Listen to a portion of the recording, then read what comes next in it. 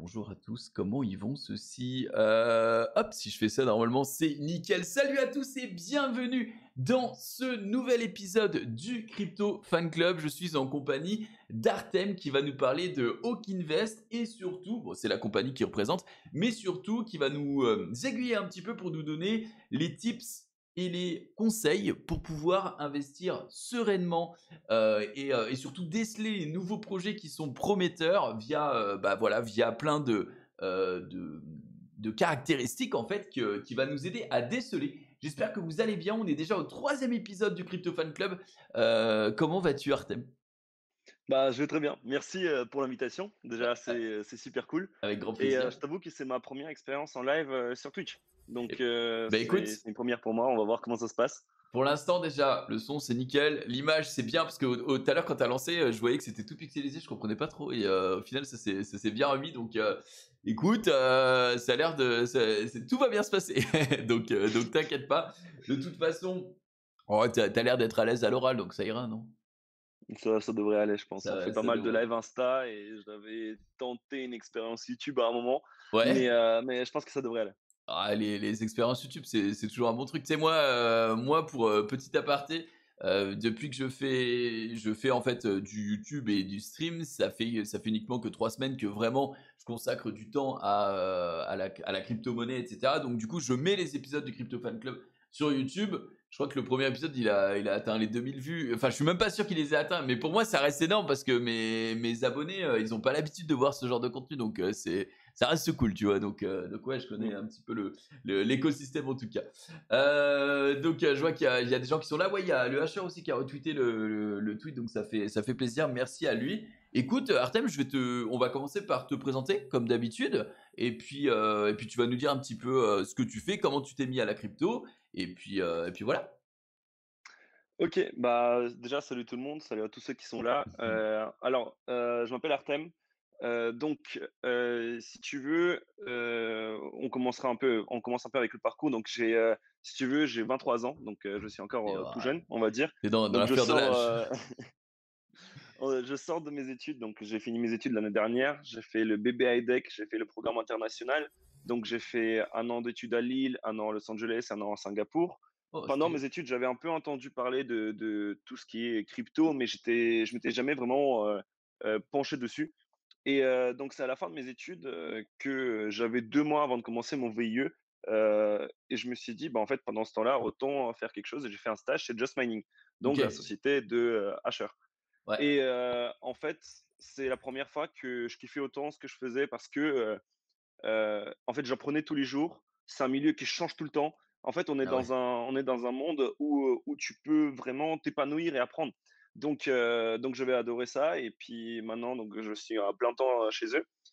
Et à côté de ça, avec des amis, donc avec, 3 amis à moi, on a lancé, Hawk Invest, donc Hawk.invest sur Instagram, qui est un média qui vulgarise l'investissement. Ok.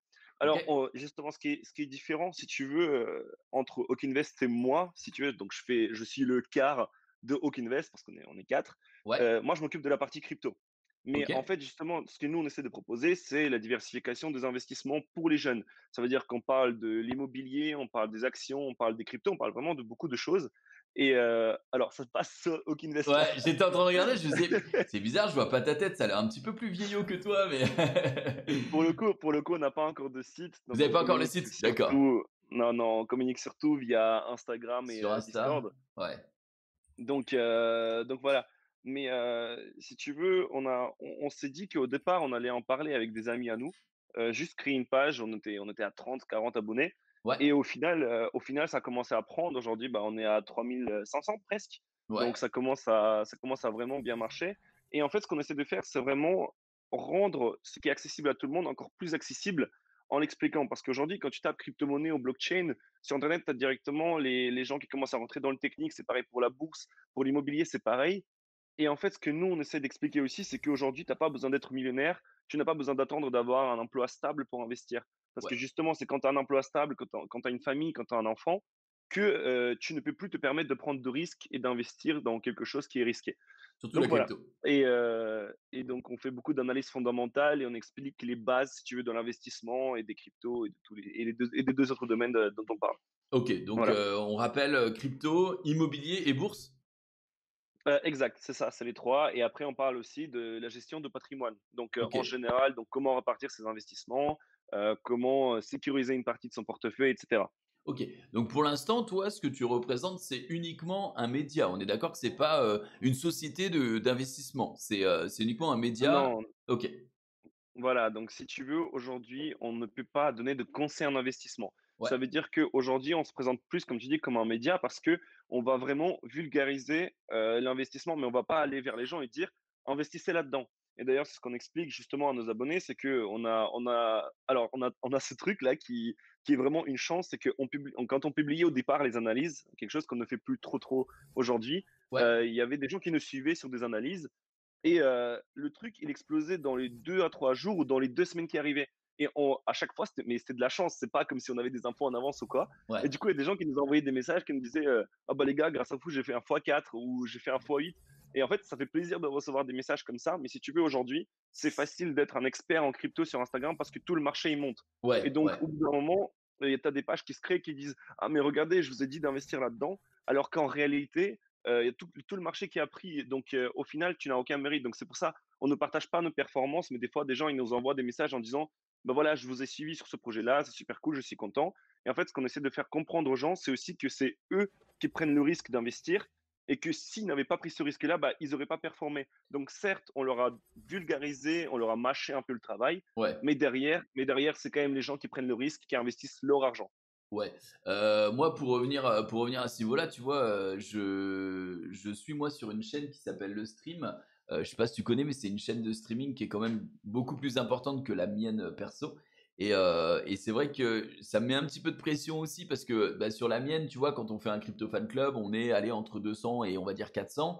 Et, euh, et ça se passe bien, mais je sais qu'on a déjà affaire à des gens qui s'intéressent un petit peu. Mais quand c'est une chaîne où il y a voilà 15 000, 20 000 viewers, ça met un petit peu de pression parce que si tu as le malheur de laisser glisser un truc du genre, je sais pas, ah ouais, mais par exemple, non, mais par exemple, je sais pas, je dirais un truc comme, bah Cardano, moi j'y crois à fond, c'est trop bien.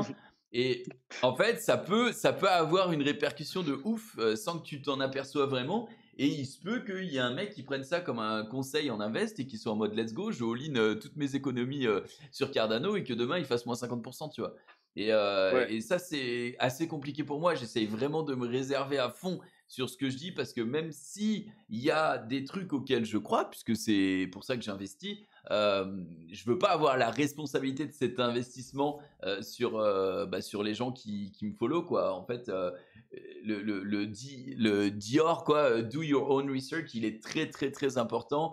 Même si aujourd'hui, d'ailleurs, on va en parler, hein, on va en parler. Moi, j'ai déjà prévu de te demander un petit peu plus tard dans l'émission si tu avais peut-être une pépite ou quelque chose à partager. Je pense que même si Artem nous dit aujourd'hui, les gars, il faut all-in sur un projet, ce ne sera pas le cas, mais voilà, il faut all-in sur un projet, il faut toujours que vous fassiez votre propre recherche. C'est très important parce que comme on l'a dit, on met en jeu l'argent en fait. Et bah, si t'en as plus, c'est compliqué hein, dans le monde d'aujourd'hui de pouvoir vivre ou survivre d'ailleurs. Donc voilà, faites pas n'importe quoi. Ça, c'était le petit aparté très important. Je te laisse continuer, mon cher Artem. Ouais, du coup, justement, pendant que tu parlais, j'allais dire, ne prenez surtout pas ça comme du conseil en investissement. On le répète tout le temps et on le remarque sur notre Discord. Vu qu'on le dit tout le temps, dès que les gens ils disent: «Ouais, qu'est-ce que tu penses de cette crypto?» Ils mettent: «Bien sûr, on sait que c'est pas du conseil en investissement, mais on aimerait quand même avoir ton avis». Ouais, Donc c'est souvent ça, ouais. c'est donc justement, j'allais le préciser et tout ce qu'on dit pendant ce live, c'est des opinions personnelles, donc en aucun cas, c'est du conseil en investissement. Comme tu as dit, faites votre propre recherche, faites la diligence de vraiment apprendre et de vous renseigner sur les projets avant d'investir. Donc, c'est justement de ça qu'on va parler pendant ce live, c'est de l'analyse fondamentale. Ouais. Donc, comprendre les projets, pourquoi ce projet-là va performer, etc., potentiellement, encore une fois. Et d'ailleurs, justement, ça m'a fait rire parce que tu as parlé de Cardano, c'est justement un des exemples que j'allais utiliser plus tard, mais on en parlera plus tard, du coup, au Ah bah, moment où on arrivera à la fin du live, parce que justement, j'allais utiliser cet exemple-là comme un contre-exemple de quelque chose que j'allais présenter. Donc, ok. Ok. Bah écoute, c'est le moment de parler un petit peu du déroulé de l'émission d'aujourd'hui. Donc on a eu un petit peu ta petite présentation, la présentation de Aucun Invest aussi. Donc n'hésitez pas à les follow tout ça sur Instagram.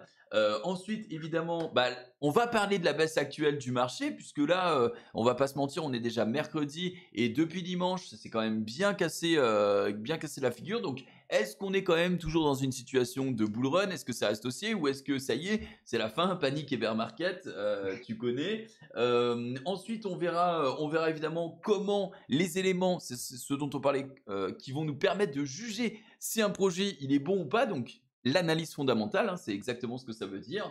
On parlera de Paul Camon, que vous connaissez certainement juste après, pour voir un petit peu avec le très peu d'éléments qu'on a. Mais d'ailleurs, je ne sais pas si tu as vu, ils ont envoyé un message il y a juste entre tout à l'heure quand on a préparé un petit peu l'émission et maintenant pour dire que le IDO allait ouvrir le 31 mars. Mais bon, c'est juste une petite info supplémentaire. On verra en fonction des infos si ça paraît prometteur ou pas. Donc, ce sera un exemple. Et derrière, eh bien, on aura une vraie mise en pratique des conseils de Hawk Invest du coup d'Artem qu'on devra appliquer pour regarder si un projet est intéressant ou pas en fonction de ce qu'il va nous dire. Donc voilà, évidemment à la fin, s'il nous reste du temps, suivant le temps que Artem a à nous consacrer aussi, eh bien on fera un petit peu de AMA, donc Ask Me Anything. Ce sera le moment pour vous eh bien, de poser vos questions s'il y en a sur le fonctionnement de tout ça et sur le sujet précis. Tu vois, dans le chat, je vois direct quelqu'un qui dit bonjour, tu crois en économie dollar Ouais, c'est ce que OMI. justement, j'allais rebondir dessus aussi pour dire, les gars, posez pas ces questions-là, on peut pas y répondre. C'est ça, c'est Donc, ça. C'est clairement la question, c'est clairement les questions qu'on veut éviter parce qu'on vient de l'expliquer. En fait, si jamais je te dis, pouah, je trouve que c'est un super projet et tout, moi personnellement j'attache. Toi, tu vas être en mode, pouah, si lui il attache, j'y vais. Et si demain ça fait moins 50%, bah tu vas m'en vouloir. Moi, je vais m'en vouloir. Tout le monde s'en voudra. C'est pas vraiment le but. Le but, c'est plutôt de vous donner les solutions clés en main pour pouvoir faire vos propres opinions en fait sur les projets. Et je pense que c'est le plus important. Il y aura évidemment une rediff sur YouTube comme il y a à chaque fois sur ma chaîne Junpei Kun. Il y a les deux premiers épisodes, le premier avec le Hasher et le deuxième avec Julien. et Voilà. d'ailleurs, une petite parenthèse aussi, Ouais. si tu veux, par rapport à ça, parce qu'on parle beaucoup aux étudiants et je pense, je sais pas, je connais pas la démographie de ton audience, mais je pense que c'est quand même des gens plus ou moins jeunes, plus ou moins des étudiants. Euh, Euh, ouais, et ça dépend. Moi, en vrai, ça dépend. Je pense que maintenant, ça fait un petit peu, ça fait longtemps que je stream. Je pense que la moyenne des gens, c'est environ 18 à 35 ans. Donc, il y a des oui, étudiants. voilà, ouais. Il y a évidemment mes préférés, c'est mes chômeurs. Et il y a, non, mais il y a vraiment de tout en fait dans les gens qui me regardent. Donc voilà. Voilà, bah justement, la petite parenthèse que je voulais faire, c'est les gens, ils nous disent, mais comment ça se fait que l'école ne nous apprenne pas à investir? Et en fait, justement, pour rebondir sur ce que tu disais, ce qui serait intéressant de dire, c'est, bah, investir, ça comporte les risques. Si à l'école, on t'enseignait à prendre des risques et que tu prenais ce risque-là, bah, tu pourrais dire, ah, mais en fait, on me l'a enseigné à l'école. Et donc, aujourd'hui, ce qu'on nous apprend surtout, c'est vraiment d'être un employé, etc., de ne pas forcément nous apprendre à entreprendre, ne pas forcément nous apprendre à investir, mais il y a une raison à ça, c'est justement cette raison-là, c'est parce que ça peut se retourner contre les gens. Tout comme si nous on dit quelque chose, ce n'est pas à prendre au sérieux, donc ce n'est pas quelque chose que vous devriez faire. On l'a déjà assez répété, je pense. Donc voilà, c'était juste une petite parenthèse que nous on aime bien expliquer à des gens qui nous suivent, c'est qu'aujourd'hui, à l'école, on ne peut pas vous apprendre ça. Et donc, si à l'école on ne vous apprend pas ça, ne prenez pas ça de nous non plus. Ouais, Voilà. c'est une bonne raison. Eh ben écoute, on y va. Je t'écoute pour la suite. Donc, qu'est-ce qui est pour toi un bon projet? Qu'est-ce qu'on va regarder quand un projet va sortir pour savoir si on veut investir dessus ou pas? On commençait pas par la petite baisse des marchés, Ah oui, ou comme tu veux, moi, pardon. Oui, oui, non, moi les deux, t'as mais raison. bon. J'ai complètement sauté le premier sujet. Alors, vas-y, on y va directement. Alors déjà, bah, en fait, on a 2 écoles, si tu veux. Déjà dans la crypto-monnaie et en général dans l'analyse, du marché, Ouais, on a l'analyse fondamentale et l'analyse technique. Ce qu'il faut comprendre, c'est que je ne fais pas du tout d'analyse technique. Donc pour tous ceux qui vont me parler de la moyenne mobile et cetera, ça sert à rien de poser des questions à ça, je ne serai, pas capable de vous répondre. Mais, donc en fait, si tu veux, il y a d'autres indicateurs qui nous montrent on n'est pas forcément dans une baisse constante, mais qu'on est juste dans une phase de correction après une hyper croissance de plusieurs mois, plusieurs semaines. Et donc, on voit que le Bitcoin, que certains projets perdent entre 10 et 20% sur seulement quelques jours. Mais il ne faut pas oublier qu'il y a des jours où déjà on a connu des croissances de 30 à 60% sur des projets, si pas plus. ouais. Donc, en fait, aujourd'hui, si tu veux, moi, je vais parler des indicateurs qui me semblent intéressants. Dans un premier temps, donc c'est sorti mardi, on est au plus bas du nombre de bitcoins qui sont concentrés sur des exchanges. Ça veut dire que les gens, lorsqu'ils achètent des bitcoins, ils vont aller les sécuriser ailleurs. Ça veut dire qu'ils vont par exemple les retirer vers leur cold wallet. Donc un cold wallet, c'est une clé où vous pouvez garder votre crypto en dehors d'Internet. Donc je précise pour tous ceux qui ne savent pas. Donc ça peut être une ledger, un cold wallet ou n'importe quoi. Donc les gens, ils les retirent des exchanges. Ça veut dire que, bah, tout simplement, ils n'ont plus l'intention de les vendre. Donc ça diminue la demande. Pardon. En fait, la demande, elle reste constante, mais l'offre des Diminue. bitcoins diminue. Ouais. Voilà. Donc potentiellement, il y a une hausse derrière. Encore une fois, c'est des indicateurs que moi, je trouve intéressants. Et je prends un exemple. Donc mardi, il y a 14 600 bitcoins qui ont été retirés de Coinbase vers un wallet, justement. Donc c'est plusieurs millions de dollars de valeur qui ont quitté un exchange. Donc, c'est assez intéressant, je trouve, déjà comme métrique. Ensuite, ce qui est différent de ce bull run par rapport aux autres, c'est l'arrivée des institutionnels. Encore une fois, hier, Elon Musk qui parle que maintenant, on peut acheter une Tesla en Bitcoin et que ces Bitcoins-là ne vont pas être revendus. C'est ça le plus important. Ça ne vont pas être convertis en dollars, mais ils vont être intégrés à la réserve de dollars de Tesla. Donc, ça montre vraiment un intérêt pour les institutionnels. Et du coup, aujourd'hui, il y a le directeur général, il me semble, de General Motors, donc une autre compagnie Énormissime, hein. automobile américaine, Ouais. qui a annoncé qu'ils sont en train de réfléchir à accepter les paiements en Bitcoin. Donc, on est vraiment dans une adoption qui va au-delà de ce qu'il y avait pendant les précédents bull runs. Ça veut dire qu'on a des institutionnels qui arrivent dessus. Et donc, on peut prendre l'exemple de Tesla, on peut également prendre l'exemple de Square et MicroStrategy, qui sont des entreprises de paiement Ah, donc MicroStrategy, américaines. ils en ont acquis hein, des bitcoins là récemment, hein. Sur les 10 derniers Exactement, oui, mois, voilà. ça Et ce qui est accumule. intéressant avec eux, c'est qu'ils font du DCA. Donc, je crois que tu en as déjà parlé avec Owen, justement, du Ouais. DCA, c'est de Dollar Cost Average. Ça veut dire qu'en fait, tu vas acheter du Bitcoin, peu importe le prix, et tu vas en fait lisser le prix auquel tu l'achètes. Et donc, leur prix moyen actuellement, il est de 24 000 dollars, il me semble 25 000 dollars, parce qu'ils continuent à l'acheter même quand il est haut. Mais vu qu'ils en ont accumulé tellement quand il était au plus bas, bah, en fait, la moyenne est tellement lisse qu'ils sont sur un x2 sur leurs investissements, donc de plusieurs milliards de dollars, encore une fois. Ouais, ouais, là, on est vraiment. Voilà, donc MicroStrategy en ont énormément. Je rebondis là-dessus. Il y a aussi un compte Twitter que je vous ai montré juste avant qui s'appelle Whale Alert. C'est un compte qui va se positionner sur toutes les blockchains. Et dès que. Merci beaucoup, Beagle. Dès que il va y avoir une grosse transaction, donc je crois que grosse transaction, c'est à partir de 10 millions, hein, il me semble. Ouais, je crois qu'il n'y a rien en dessous de 10 millions. Eh bien, ça va vous dire d'où c'est transféré. Donc, ça peut être un indicateur. Par exemple, là, on voit, il y a 32 minutes, il y a 1000 bitcoins, donc 51 millions, qui ont été transférés d'un wallet inconnu. Donc, wallet inconnu, c'est souvent un wallet perso, hein, c'est un cold wallet comme a parlé Artem juste avant, à Coinbase. Donc, ça veut dire quoi? Ça veut dire que la personne, elle en avait. Et au lieu de les garder là, elle les avait sur un wallet, elle les a envoyés sur Coinbase. En général, c'est plutôt mauvais signe. D'ailleurs, vous le voyez, quand c'est plutôt mauvais signe dans le sens où quand ça part d'un cold wallet pour aller sur un exchange, eh bien, il y a les petites alertes, les petits gyrophares rouges. Ça veut vraiment dire que la personne, il y a des chances pour que soit elle transforme ces bitcoins en une autre crypto, soit la plupart du temps, c'est peut-être pour retirer aussi. Donc, ça peut être un signal aussi. Tu vois, là, par exemple, on voit 42 800 ETH, donc 68 millions de dollars pardon, qui ont été transférés d'un wallet à l'autre. Je ne sais pas exactement pourquoi, mais voilà. Donc, ce petit compte là, Whale Alert, 600 000 abonnés quand même, c'est pas trop mal. Ça tweet en continu, donc ça peut être une petite information supplémentaire s'il en fallait.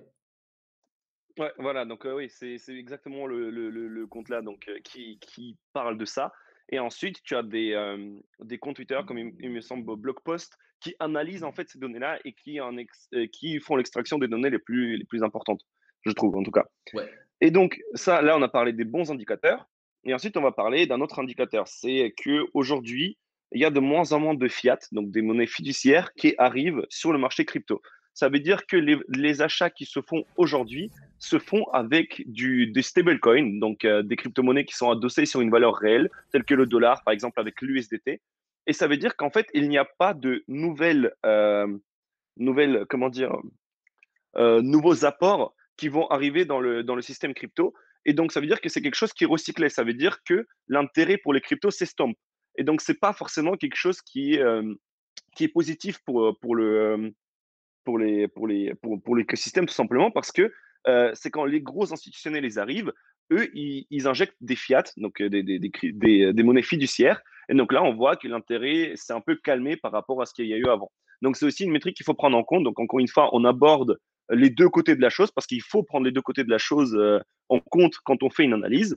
Encore une fois, je ne vais pas parler de l'analyse technique parce qu'aujourd'hui, une analyse technique ne peut pas prévoir qu'il y aura un tweet de Elon Musk ou Ouais. qu'il y a un pays qui va interdire les crypto-monnaies, ou qu'au contraire, il y a une autre entreprise qui annonce qu'il y a eu un achat de Bitcoin. Donc, c'est aussi quelque chose qu'il faut prendre en compte. Donc, pour moi, il faut avoir un mix des deux, mais on peut pas avoir juste l'un ou juste l'autre. Encore une fois, pour moi, il y a quand même les deux choses à prendre en compte.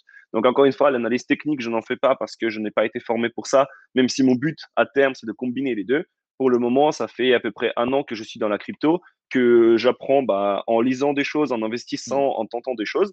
Mais pour moi, pour le moment, le marché, enfin, l'analyse technique n'est pas pour moi. Et aussi, ce qui se passe avec le marché aujourd'hui, c'est qu'il y a des gens qui essaient de trouver des cycles pour les cryptos. Ça veut dire qu'ils disent, ah, mais regardez, pendant le précédent bull run, ça a fait un x30, ou ça a fait un x7, ou ça a fait un peu importe ce que les gens disent. En fait, aujourd'hui, le marché crypto a moins de 10 ans. Parce que il y a 10 ans, il y avait 30 personnes qui utilisaient des bitcoins, c'était pas forcément intéressant. C'est ça. Mais aujourd'hui, on ne peut pas comparer ça au bull run d'avant. Ça veut dire qu'aujourd'hui, la crypto-monnaie est quelque chose qui se démocratise de plus en plus.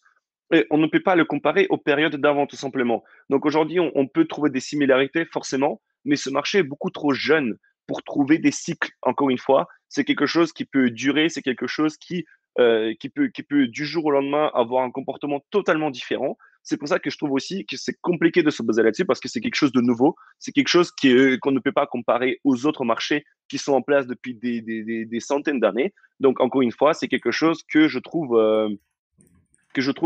intéressant à remarquer.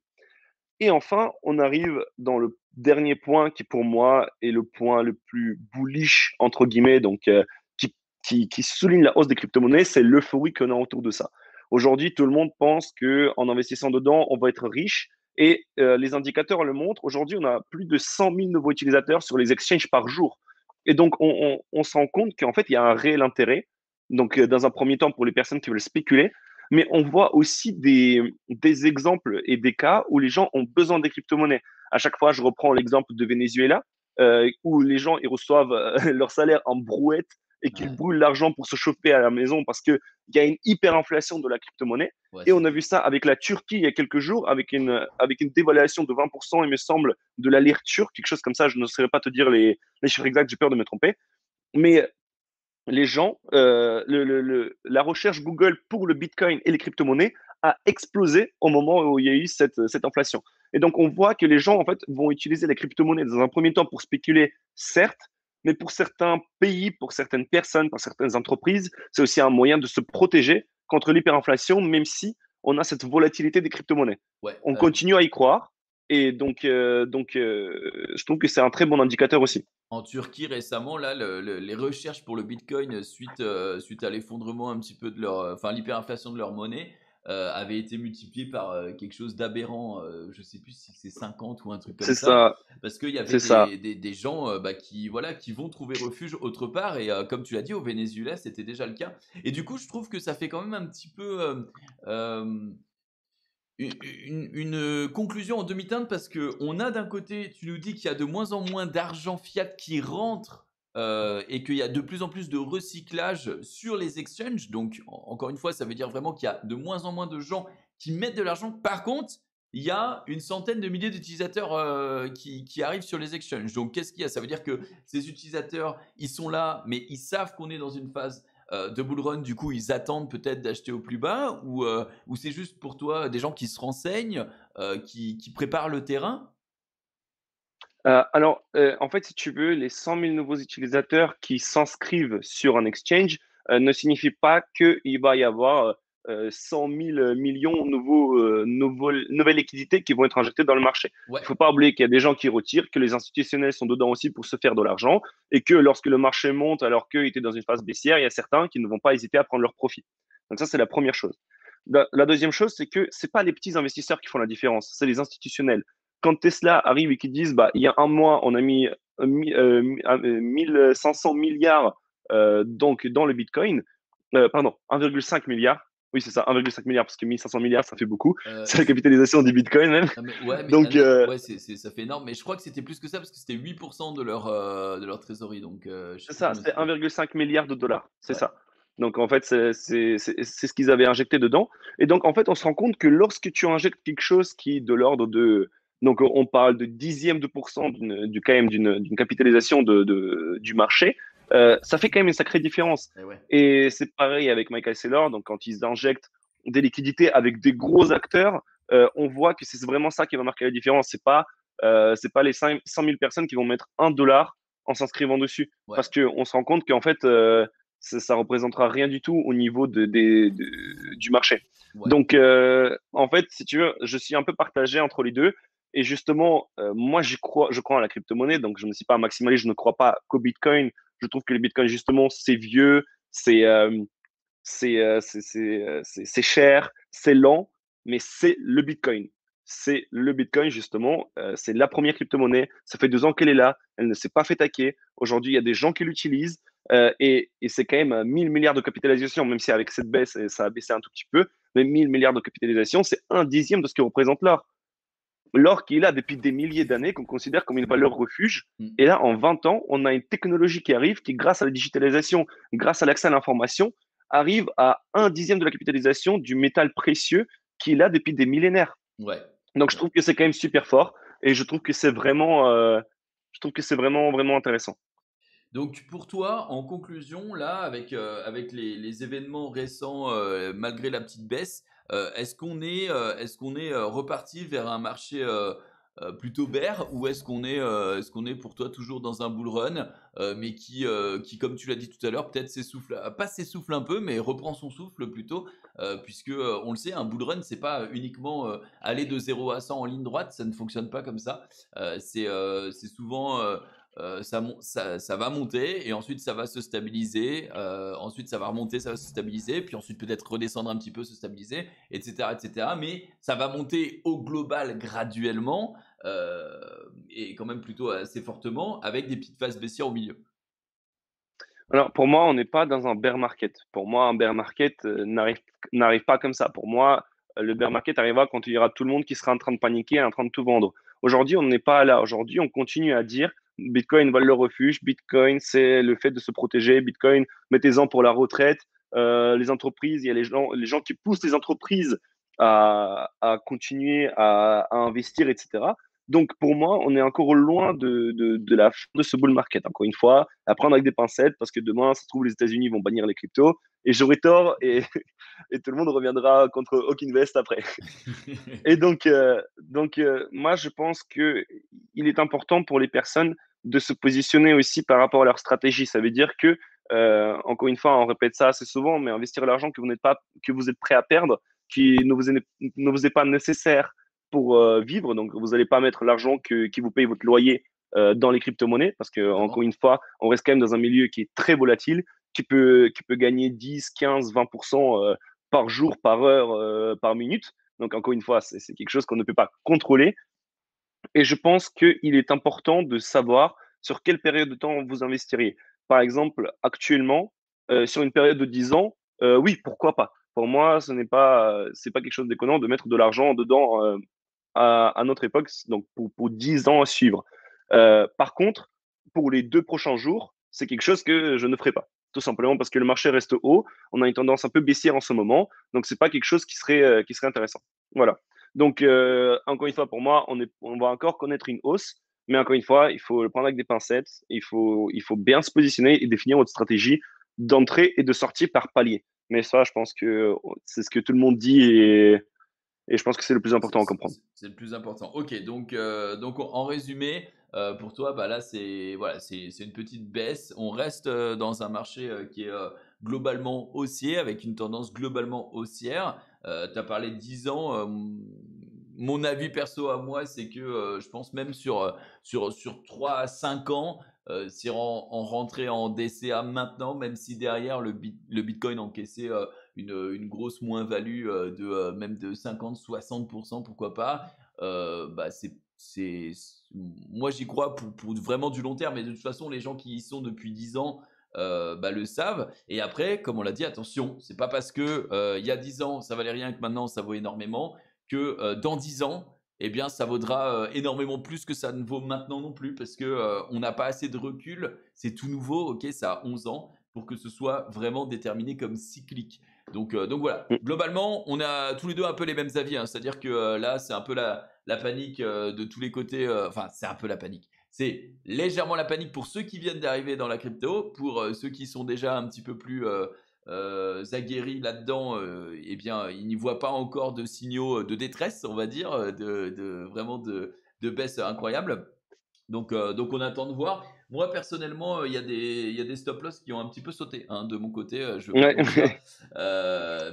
Mais bon, je suis toujours globalement très. Bah, depuis que j'ai commencé à investir, en tout cas, je suis globalement très rentable. Bon, bah, c'est pas grave. De toute façon, si ça saute, on repart en USDT et on attend peut-être un point pour y retourner. Donc voilà, pas d'inquiétude en tout cas, moi, pas de panique forcément. Et puis on regarde un petit peu ce qui se passe.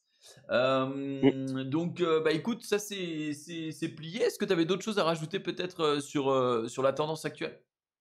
Non, je pense qu'on a fait le tour et je pense que dans tous les cas, ça sert à rien de continuer à spéculer sur un marché qu'on ne peut pas prévoir. Donc, encore une fois, on a donné notre propre ressenti qui est à peu près le même. Je pense qu'encore une fois, tout dépend de la stratégie de chacun pour tout ce qui est achat et vente et pour la stratégie à suivre après.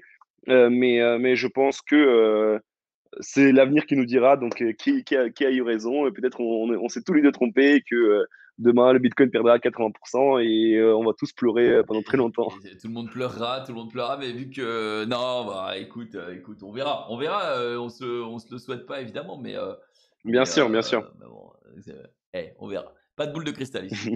On continue. Alors du coup, on va rentrer un petit peu dans le vif du sujet. Toi, tu es un petit peu l'expert de l'analyse fondamentale, donc des projets. On en a vu. Ah si, il faut dire, il faut appeler un chat. Et alors, toi, des projets, eh bien, bah, depuis que le Bitcoin est sorti, finalement, il en est né des centaines, même des milliers de projets depuis 2008. D'autres projets qui À sont peu près, liés. à peu près 8000 projets en ce moment, 7800 il me semble, quelque chose comme ça, un dernier chiffre. Donc, 8000 ouais, pas projets, mal. ça veut dire quasiment autant d'entreprises derrière qui essayent soit de développer pardon, leur propre blockchain, soit de développer eh bien, leur propre coin, soit d'y trouver une autre utilité ou au moins de se greffer à cet écosystème-là. Donc je pense qu'aujourd'hui, tu me dis quasiment 8000 projets, ça fait environ combien de projets à analyser ça par mois pour toi, pour Aucunvest? Ouah, alors, bah, c'est une question un peu compliquée parce que si tu veux, donc comme je te dis au début, on ne fait pas de conseil en investissement, donc on ne fait pas tant d'analyse que ça. Ça veut dire qu'on investit chacun de notre côté, donc on choisit les projets qui nous plaisent. Et encore une fois, il y a des gens qui vont plus se diriger vers tout ce qui est interopérabilité et d'autres gens qui vont se diriger vers la vitesse et des gens qui vont se diriger vers profit rapide. En fait, moi, ce que je trouve intéressant, c'est se positionner sur des projets, présenter des projets qui apportent quelque chose de nouveau dans l'écosystème blockchain, donc qui pour moi sur le long terme vont performer parce qu'encore une fois, pour moi, investir sur le long terme, c'est largement plus intéressant que d'investir sur le court terme pour chercher le profit, parce que moi, je crois à l'écosystème crypto et je crois à la blockchain. Donc ça, c'est le premier point à faire. Ensuite, l'analyse de projet à proprement parler, on en fait beaucoup pour nous, mais on n'en fait pas forcément, on en fait moins aujourd'hui pour les gens, si tu veux, parce que on essaie vraiment de donner les éléments qui peuvent leur permettre à eux d'analyser un projet. Ça Ouais. veut dire que on va leur expliquer bah, pourquoi ce projet-là est bien, qu'on a analysé, pourquoi est-ce qu'il a performé. Ensuite, on va dire, regardez plutôt de ce côté-là pendant ce moment-là, parce que il y a ce marché-là qui performe. Par exemple, on peut prendre la DeFi, on peut prendre les NFT, etc. Donc, en fait, il y a tellement de choses à prendre en compte et ça va dépendre beaucoup des gens. Donc, comme je te disais, je fais de l'analyse fondamentale. Donc, j'ai une liste de quelques critères que moi, je prends en compte pour les projets sur lesquels je me positionne. Et aussi, une autre chose que je voulais préciser, c'est qu'aujourd'hui, donc les projets que nous, on présente sur Aucune Vest, c'est les projets où moi, personnellement, je suis positionné. parce que je trouve ça malhonnête de présenter un projet qui est solide, mais sur lequel je ne serais pas positionné personnellement. Parce que je me dis, si moi je présente ce projet, mais que je ne suis pas positionné dessus et que je dis que c'est solide, bah pourquoi est-ce que j'en parlerai aux gens? Ouais. Tu vois? Ouais, non, là, c'est pour la légitimité en vrai de ton travail et de ce que tu représentes. C'est tout à fait logique. Petite question, où est-ce qu'en général, alors je sais qu'il existe CodeMarketCap qui depuis très très peu de temps a maintenant ce qu'on appelle un ICO calendar. Et d'ailleurs, on va en parler de ce que c'est que les IDO, les ICO, etc. etc. Enfin, c'est même plutôt Artem qui va en parler. Est-ce que tu te bases là-dessus? Comment tu fais toi pour trouver les projets naissants? Parce qu'il n'y a pas vraiment, à part peut-être ce CodeMarketCap là, il n'y a pas vraiment d'encyclopédie qui recense un petit peu, bah tiens, ce projet va sortir à tel moment, ce projet est en programmation, etc., etc. Alors, si tu veux, aujourd'hui, ce qui serait intéressant de voir, c'est les projets qui sont bâtis sur les différentes blockchains. Donc, on a par exemple CoinList qui liste pas mal de projets. On a Polkastarter, donc des projets qui sont basés sur la blockchain Polkadot, dont on parlera un peu plus tard pendant ce live, justement. En fait, si tu veux, c'est vraiment des projets qui vont faire leur marketing et qui vont dire, voilà, on est basé là-dessus et on propose ça. Ensuite, généralement, c'est sur Twitter. Donc, tu suis trois, quatre comptes qui, généralement, parlent un tout petit peu de ça, qui retweetent un peu les actualités. Si Et tu t'en- suis bah, forcément les projets comme Podcast Starter, etc., qui disent, voilà, on va lister ça, on va proposer ça, etc. Et il y a un Telegram qui est vraiment pas mal, que je recommanderais à pas mal de gens. C'est CryptoDiffer, il me semble. Je vais vérifier en même temps. Et eux, pour le coup, ils donnent vraiment les news tout le temps, justement, sur tous ces projets-là. C'est vraiment, vraiment pas mal. Donc, j'aime beaucoup voilà, c'est CryptoDiffer. Je vais l'écrire dans ton chat en même temps. Ouais, ouais, je veux bien parce que je ne le connais pas. En fait, eux, ils présentent donc les différentes sorties, ils présentent les différentes news. Et c'est vraiment beaucoup, beaucoup de tout ce qui est listing, nouveautés sur des blockchains, listing sur des exchanges, donc vraiment pas mal de choses. Et ensuite, ils font une liste des projets les plus prometteurs qui vont sortir dans le mois, par exemple. Donc, c'est comme ça que tu peux vraiment repérer des bons projets. Donc, ça peut Ouais. être vraiment, vraiment intéressant. Ok, bah écoute, CryptoDiffer, c'est ça avec 28 000 subscribers Altcoin News.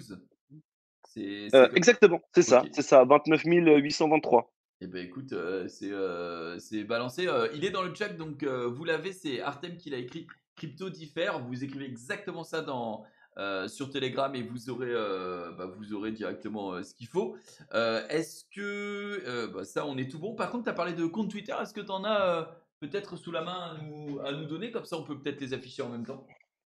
Après, j'ai envie de dire Asher, mais il y a Cryptomatrix qui parle pas mal de choses. Mais encore une fois, je trouve que le plus grand, la plus grand flot d'informations va venir des comptes anglophones parce qu'aujourd'hui, si tu veux, les trois quarts des transactions viennent des États-Unis pour la plupart. Donc, tu en as quand même beaucoup. Donc, je vais regarder en même temps. Mais en fait, si tu veux, Twitter, j'utilise beaucoup donc pour tout ce qui est euh, analyse de ce qui se passe, euh, ce qui se passe sur la blockchain. Tu Ouais, as Polkastarter, forcément. ouais. Polkastarter, où il y a énormément de projets qui sortent en ce moment, qui est très intéressant comme projet. Après, comme je te dis, généralement, c'est des influenceurs qui retweetent ça. Donc, c'est comme ça que j'arrive à choper des infos dessus. Ouais, ok, ok. Ouais, bah là, par exemple, là, je suis sur Podcast Starter.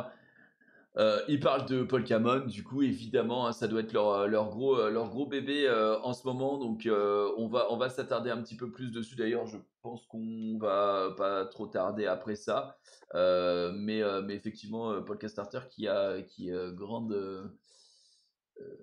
grande encyclopédie de ressources, en tout cas, si jamais vous Mm. cherchez un petit peu des idées de nouveaux projets, en tout cas. Et du coup, bah, Comme tu as dit, parlons-en. CoinMarketCap, c'est très bien aussi, surtout que maintenant, quand ils ont lancé leur service, c'est vraiment pas mal. Et d'ailleurs, aujourd'hui, ce qui est encore plus intéressant sur CoinMarketCap, c'est qu'on trouve des brefs résumés des projets. Donc, en fait, si vous voulez, vous pouvez vraiment regarder les projets qui sont listés pour avoir une idée et ensuite choisir votre projet et un peu plus vous plonger dedans une fois que vous en avez appris quelque chose de plus. Ok. Voilà, il parle de la new feature, le fan token catégorie. C'est quoi le fan token catégorie? Ah oui, d'accord. Oui, oui, bah ça c'est tout ce qui est. D'ailleurs, ça c'est tout Chiliz, ça, on est d'accord, hein. Tous les fan tokens, Alors, c'est quasiment tout qui est basé sur Chiliz. c'est ça, exactement, oui, c'est ça, c'est ça. C'est Chiliz qui l'ont lancé. Ouais. Eux, en tout cas, le token Chiliz qui avait fait une belle poussée, pareil, hein, il subit comme tout le monde la correction, mais très belle poussée du Chiliz, en tout cas quand c'est Mm. pour ceux qui en avaient pris quand c'était sorti. Eh bien, bah écoute, rentrons un petit peu dans le dur. On va parler. On va commencer par Paul Camon, si tu veux. Comme ça, tu vas nous dire, toi, ce que tu regardes quand tu analyses un projet. Et une fois qu'on aura les caractéristiques de ce que tu vas rechercher, derrière, on essaiera de l'appliquer à un autre projet si tu nous en donnes un nom, par exemple. Donc, on va commencer par Paul Camon. Alors, pour ceux qui ne connaissent pas, mais je pense que la plupart d'entre vous maintenant connaissent parce que ça fait un petit moment, ça doit faire deux semaines, une semaine ou deux maintenant que tout le monde en parle.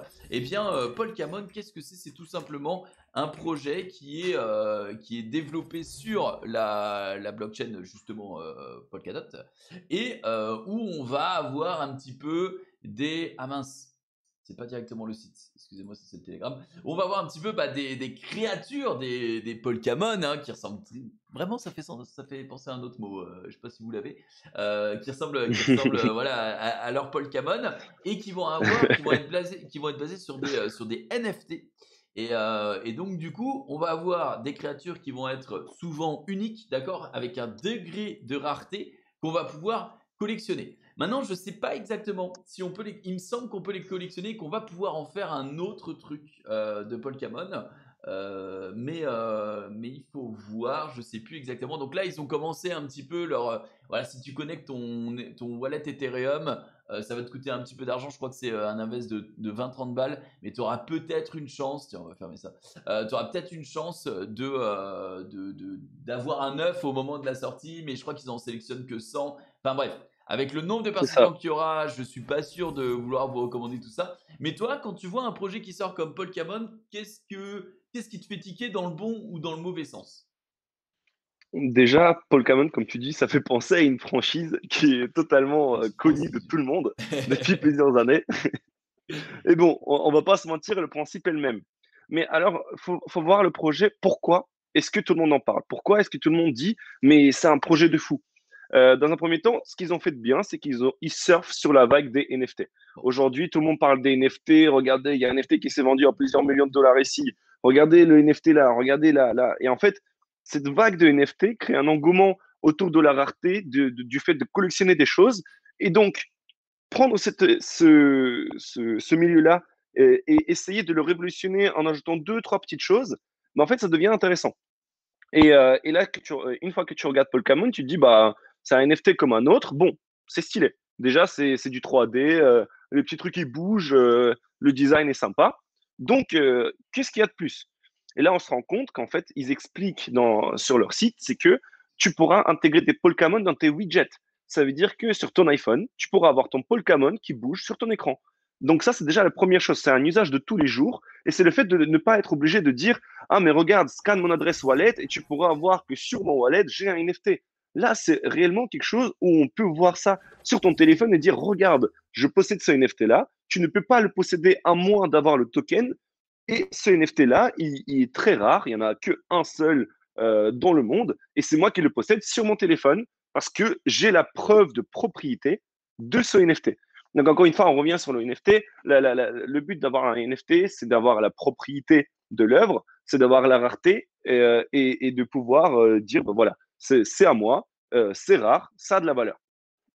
Donc, Polkamon, c'est ce qu'ils ont fait. En plus de ça, tu pourras staker tes Polkamon. Donc, le fait de les garder, ça s'appelle du staking en quelque sorte. Et les tokens Paymon, donc, que tu vas avoir pour avoir des rewards. Donc, ça va pouvoir te générer des rewards et des NFT qui te génèrent des rewards. C'est assez intéressant. Et en plus de ça, ils se sont dit, bah, OK, ce qu'on va faire, c'est qu'on va faire de ça une crypto déflationniste. Ça veut dire qu'à chaque transaction, des paiements vont être brûlés. Comme ça, on va rendre notre crypto-monnaie plus rare. Et donc, au-delà du prix donc, de chaque NFT, bah, en fait, le prix du token paiement va également augmenter. Donc, c'est super intéressant. Et aujourd'hui, ils lancent une campagne de pub. En plus, ils disent, bah, écoutez, si vous voulez participer, vous venez sur notre site et vous allez peut-être avoir un œuf Polkamon. J'ai participé à ça. tu as à peu près 20 $ de frais Ether pour participer à cette œuvre-là. Mais en attendant, ça leur crée de l'argent et puis ils bloquent cet argent-là pour les paiements. Donc, pour moi, ils vont juste, la demande va exploser parce que les gens, dès que tu leur dis, ah, mais regarde, il y a un truc gratuit, tu pourrais gagner, les gens, ils se ruent dessus. Au final, c'est eux qui sont gagnants. C'est Et donc, si tu quasiment veux, c'est. gratuit parce que voilà, c'est ce qu'on a dit. On parle de 16, je crois que c'est 16 $ ou un truc comme ça qu'il faut pour pouvoir Ah, mais s'inscrire. après, tu reviens sur ce qu'on disait, justement, cette vague de NFT où les NFT sont vendus à plusieurs millions de dollars ou plusieurs milliers de dollars minimum. Donc, tu te dis, bah, en fait, je vais payer 20 $, mais potentiellement, je vais gagner des milliers de dollars plus tard. Ouais, ouais. Et donc, au final, ta dépense de 20 $, c'est, bah, je sais pas, c'est un Uber à Paris à 15 heures de l'après-midi. Je sais pas C'est quoi, ça, c'est ça. quoi te donner comme comparaison, mais bon, Ouais, c'est exactement voilà quoi. ça, hein. Je pense que Ansiaz a raison. Vous payez 13 $, mais vous n'avez pas de Polkamon. Ce qu'on a, c'est une chance de participer. Enfin, non, c'est pas une chance, mais tu participes quand tu payes ces 13 $. Et avec cette participation de 13 $, tu as une chance d'être sélectionné pour recevoir un œuf qui te donnera un Polkabon qui lui sera rare. Mais c'est là, pour le coup, c'est un petit peu du tirage au sort, hein. C'est au petit bonheur la chance. Cependant, tu as parlé d'un truc très important, c'est que les Polkamon, ce ne sera pas que des NFT. Ça va être backé par un autre token qui sera le dollar Pmon, P-M-O-N. Et celui-là, eh bien, tu vas devoir acheter ces tokens-là si tu veux ouvrir, si j'ai bien compris, des œufs ou tout simplement obtenir de nouveaux Polkamon. Donc là, c'est là où ça risque de devenir assez cher rapidement. Et je pense quand même que si tu t'inscris tout de suite par exemple sur leur tirage au sort, il est possible, je ne sais pas si ce sera le cas forcément, mais il est possible qu'on ait peut-être un airdrop de Paymon ou quelque chose comme ça qui puisse arriver, non? Qu'est-ce que tu en penses, Artem? C'est pas prévu pour le moment, mais est-ce que tu penses que c'est quelque chose qu'il pourrait faire? Alors, c'est possible, mais ce que moi j'ai vu qui était vraiment intéressant avec les Polkamon, c'est que en gros, si par exemple aujourd'hui tu es un développeur euh, et que tu achètes un Polkamon, tu peux l'intégrer à ton jeu. Ça veut dire que par exemple, Ah, tu décides de développer un jeu et ton Polkamon pourrait être présent dans le jeu. Donc, je trouve ça vraiment très fort au niveau marketing et au niveau de l'utilisation des NFT. On est vraiment sur quelque chose de nouveau. Et donc, c'est pour ça que je pense qu'il y a une vraie force avec ce projet-là. Encore une fois, j'ai pas les sciences en fuse, on verra comment ça se passe. on verra comment ça se passe. Ok, donc Polkamon, on a vu. Donc toi, pour l'instant, déjà, tu regardes à quoi va servir le projet. Là, on a parlé des NFT. Bah voilà, ça va servir à être intégré peut-être à d'autres applications. Ça va servir, tu peux l'avoir en widget sur ton téléphone. Ça reste du NFT. C'est assez basique, mais légèrement innovateur, on va dire, hein, pour du NFT. Donc voilà, ça a quand même, il faut le dire, une forte ressemblance avec la licence Pokémon. Donc du coup, en tout cas dans le nom, donc du coup, ça fait quand même penser à ce système de les collectionner tous. Quels sont les autres critères que tu vas regarder finalement dans ce projet ou dans tous les projets que tu vas analyser? Bah, en fait, encore une fois, on revient sur le marketing. Donc, Ouais, comment est-ce qu'ils font du marketing sur le projet qui est quand même très important. La communauté qu'il pourrait y avoir derrière, parce qu'aujourd'hui, un projet qui a une forte communauté, mais qui n'a rien derrière, ça fonctionne quand même parce que la communauté le soutient. Euh, Ensuite, tu regardes l'équipe qui développe le projet, la blockchain sur laquelle c'est bâti, comment est-ce que ça peut être utilisé, en quoi c'est différent des projets dans le même genre, et tu lis le white paper. Voilà, on va dire que c'est les critères les plus importants à regarder pour chacun des projets. alors, la blockchain, là par contre, c'est une mécompréhension de ma part. Vu que c'était sur Polka, je pensais que c'était la blockchain Polkadot. Mais tu payes des frais en Ether si tu connectes ton wallet. Il y a un truc que j'ai pas saisi. Ah oui, pour le moment, il me semble que c'est sur l'Ether. Je ne saurais pas te D'accord. répondre. Je t'avoue que j'ai vu le projet, mais je ne m'étais pas renseigné dessus. Donc oui, pour le moment, tu payes les frais en Ether, mais il me semble que c'est un projet qui va basculer sur Polkadot après. Encore une fois, c'est quelque chose à valider. Mais il me semble que c'est ça. D'accord, d'accord, d'accord, d'accord. Ok, bon bah écoute, c'est tout bon. Qu'est-ce qu'on va Je crois aussi qu'on avait parlé d'une autre chose, c'est de savoir aussi souvent qui est derrière le projet, parce que c'est un élément important, puisque sachant si le mec, enfin si les personnes qui sont derrière le projet, eh bien ils sont totalement inconnus au bataillon, eh bien ils intéresseront pas forcément tout le monde. quand on a un white paper, Mmh. quand on a un nouveau projet, il y a tout le temps qui sont ces personnes derrière. Et il faut regarder ça parce que c'est important. Il y a des gens qui, par exemple, ont travaillé sur le projet Ether. Il y a des gens qui ont travaillé sur le projet Chiliz. Et plus on avance dans l'écosystème et plus il y a de personnes qui ont d'expérience. Là, on parle du coup de lead développeur, c'est Finn Hansen, CEO Leaf Eric Leiser et le CMO Leonard Brent. Est-ce que c'est des noms qui te semblent familiers, Artem? Alors, oui, dans un premier temps, de toute façon, je crois que c'est justement expliqué dans cet article qu'ils ont déjà plusieurs projets crypto derrière eux. Mais au-delà de ça, il me semble qu'il y a Morningstar Ventures qui a participé justement au financement. Donc, parce que si tu veux, tu regardes l'équipe, mais tu regardes également les personnes qui financent le projet et qui mettent de l'argent dedans. Et quand tu vois Morningstar Ventures, généralement, c'est que le projet est très solide et que je vais dire, et elle a les yeux fermés, mais j'ai pas envie de dire ça. Donc, vous le prenez comme vous voulez, mais peut-être que c'était pas la chose à dire. Ok, ok. Bah tiens, là je vais, si tu sais que moi je l'ai pas encore fait. Le claim egg, ça donne envie, ça donne envie. Je me dis, qu'est-ce que c'est que 30 balles? Qu'est-ce que c'est que Oui, 30 balles? voilà, c'est ça, c'est ça. Et même, ça dépend à quelle heure de la journée tu le fais, mais de temps en temps, tu peux t'en sortir pour 10 dollars. Je crois que tout à l'heure dans le chat, il y a une personne qui a dit que, il a payé pour 13 dollars parce qu'il a choisi un mode slow. Donc, Ouais. si tu choisis que ça prenne un peu plus de temps, ta transaction, tu peux en avoir pour moins. Donc, Ouais, bon. ouais. D'ailleurs, on a parlé des 100 participants chanceux hein, qui recevront voilà, un œuf Pokémon mystérieux, mais il y aura aussi 80 participants qui recevront un Moonrock Capital X Morningstar Ventures Silver Baby Dragon, donc un dragon tout simplement, un bébé dragon argenté en tant que NFT qui est considéré comme ultra rare. Donc ça, à mon avis aussi, si ça tombe sur toi, si tu es le lucky boy, à mon avis, tu le gardes un petit peu de côté et plus tard, Ouais, si le ouais, projet voilà. t'intéresse plus, tu pourras certainement le revendre à quelqu'un qui s'y intéresse C'est ça. et qui le collectionne. Alors, en tout cas, si vous décidez de participer au truc. Ok, donc tout à l'heure, tu as listé une pléthore d'autres choses que tu regardais, mais malheureusement, je n'ai pas eu le temps de les assimiler. Donc, on va répéter un petit peu pour que ce soit plus clair pour les gens. Donc, en tout premier, quand tu vas regarder un nouveau projet, on va regarder quelle est son utilité fondamentale. Est-ce qu'elle apporte quelque chose de nouveau? Est-ce que c'est quelque chose qui existe déjà, mais peut-être que ça le fait mieux ou moins cher ou ça consomme moins, etc. Donc vraiment l'utilité fondamentale du projet. Ça, c'est la toute première chose. Quel est selon toi le deuxième point juste après l'utilité fondamentale?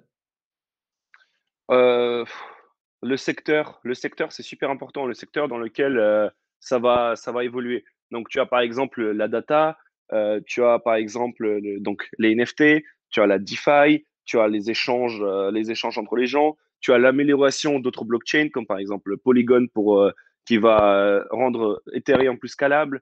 Tu as vraiment interopérabilité. En fait, tu en as tellement et ça dépend du secteur. Donc, si le secteur, tu vois, qui sera utile sur le long terme, pourquoi pas? Ouais. Aujourd'hui, si tu veux proposer euh, juste des échanges rapides avec peu de frais, c'est inutile. Ripple. Ouais. Pardon. Bon, écoute, bon, ils ont eu des petits soucis. Ils ont eu des petits soucis, Ripple, apparemment. Mais tu sais que Ripple, là, ils avaient bien remonté au final, hein. Ils avaient bien remonté sur le cours, en tout cas, le cours du XRP, parce que je crois que ça s'est dissocié ou il y a eu un truc comme ça, il me semble, entre Ripple et. Oui, voilà, en gros, je crois que ça s'est calmé. Et au-delà de ça, comme je t'ai dit tout à l'heure, quand tu as une communauté, même si ton projet ne vaut rien, la communauté va le pousser. Et aujourd'hui, quand tu vois des gens qui commandent XRP to the moon sur chaque vidéo YouTube, alors que ça n'a rien à voir avec le XRP, tu te rends compte qu'en fait, les gens, ils sont prêts à vendre leur maison pour du XRP. Et au final, c'est quelque chose que. Enfin, une crypto avec une grosse communauté va forcément marcher parce que peu importe ce qu'ils font, euh, il y aura tous ces gens derrière qui vont acheter parce qu'ils vont dire oh buy the dip, buy the dip. Ouais. Donc tu vois au bout d'un moment, En vrai, au bout d'un moment, on a l'exemple le plus pur pour moi, c'est le Dogecoin, quoi. Vraiment, il y a une grosse communauté derrière le Dogecoin. C'est le pire, mm, enfin, c'est pas le pire, mais c'est l'exemple parfait du shitcoin. Et derrière, c'est pareil, tu vois, il y a toujours des buys de deal, toujours des gens qui sont à fond derrière le projet, alors qu'il n'y a rien vraiment derrière et que le projet a abandonné depuis longtemps. Mais ouais, moi, je l'interprète en tout cas comme ça. Voilà, après, moi, je trouve que Dogecoin, au départ, ça a été créé comme un mème. Ouais, Pour moi, ça reste un mème. Pour moi, les gens qui disent que le XRP, c'est le futur du paiement, c'est plus grave que les gens qui achètent du Dogecoin. Parce que au moins, le Dogecoin, on sait qu'on l'achète pour rire. On sait très bien que tous les gens dedans, qui rentrent dedans, c'est soit pour de la spéculation sur le très court terme, ça veut dire que pas forcément sur le long terme, ouais. et qu'ils le font pour rire. Mais par contre, les gens qui hold du XRP depuis des années et qui y croient sincèrement, hein, parce que j'ai parlé à certaines personnes de la communauté, tu redis quelque chose de travers, tu peux même pas débattre avec eux. C'est non, non, non, c'est la crypto d'avenir, toutes les autres cryptos, c'est nul. Donc, tu as déjà parlé avec des maximalistes du BTC, à la limite, tu peux le comprendre. Les maximalistes XRP, je le comprends pas. Ouais, Non, mais bon, voilà. Ça, ok, c'est encore un avis ok. personnel. Et quand on avait lancé Hawk, justement, on faisait pas mal de blagues là-dessus. Du coup, notre communauté ici est faite aussi. Donc, donc Ok, ok. c'est assez drôle. Bah écoute, nickel. Est-ce que donc on continue. Donc on a dit, on a parlé du à quoi ça sert, dans quel domaine se trouve le nouveau projet. Ensuite, on regarde quoi? L'équipe et les investisseurs.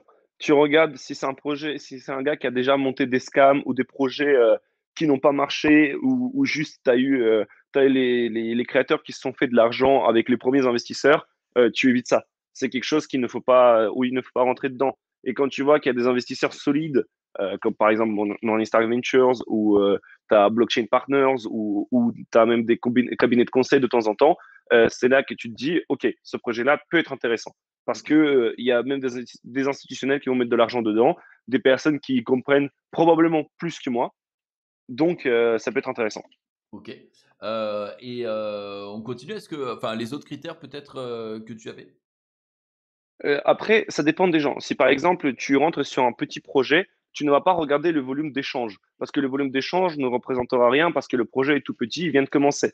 Par contre, si tu rentres sur un bon projet, enfin, sur un bon projet, ça veut dire que c'est pas un low cap, donc un mid cap, tu vas regarder le nombre d'exchanges qui le liste déjà, tout simplement, Ouais. et ensuite la quantité d'échanges en 24 heures.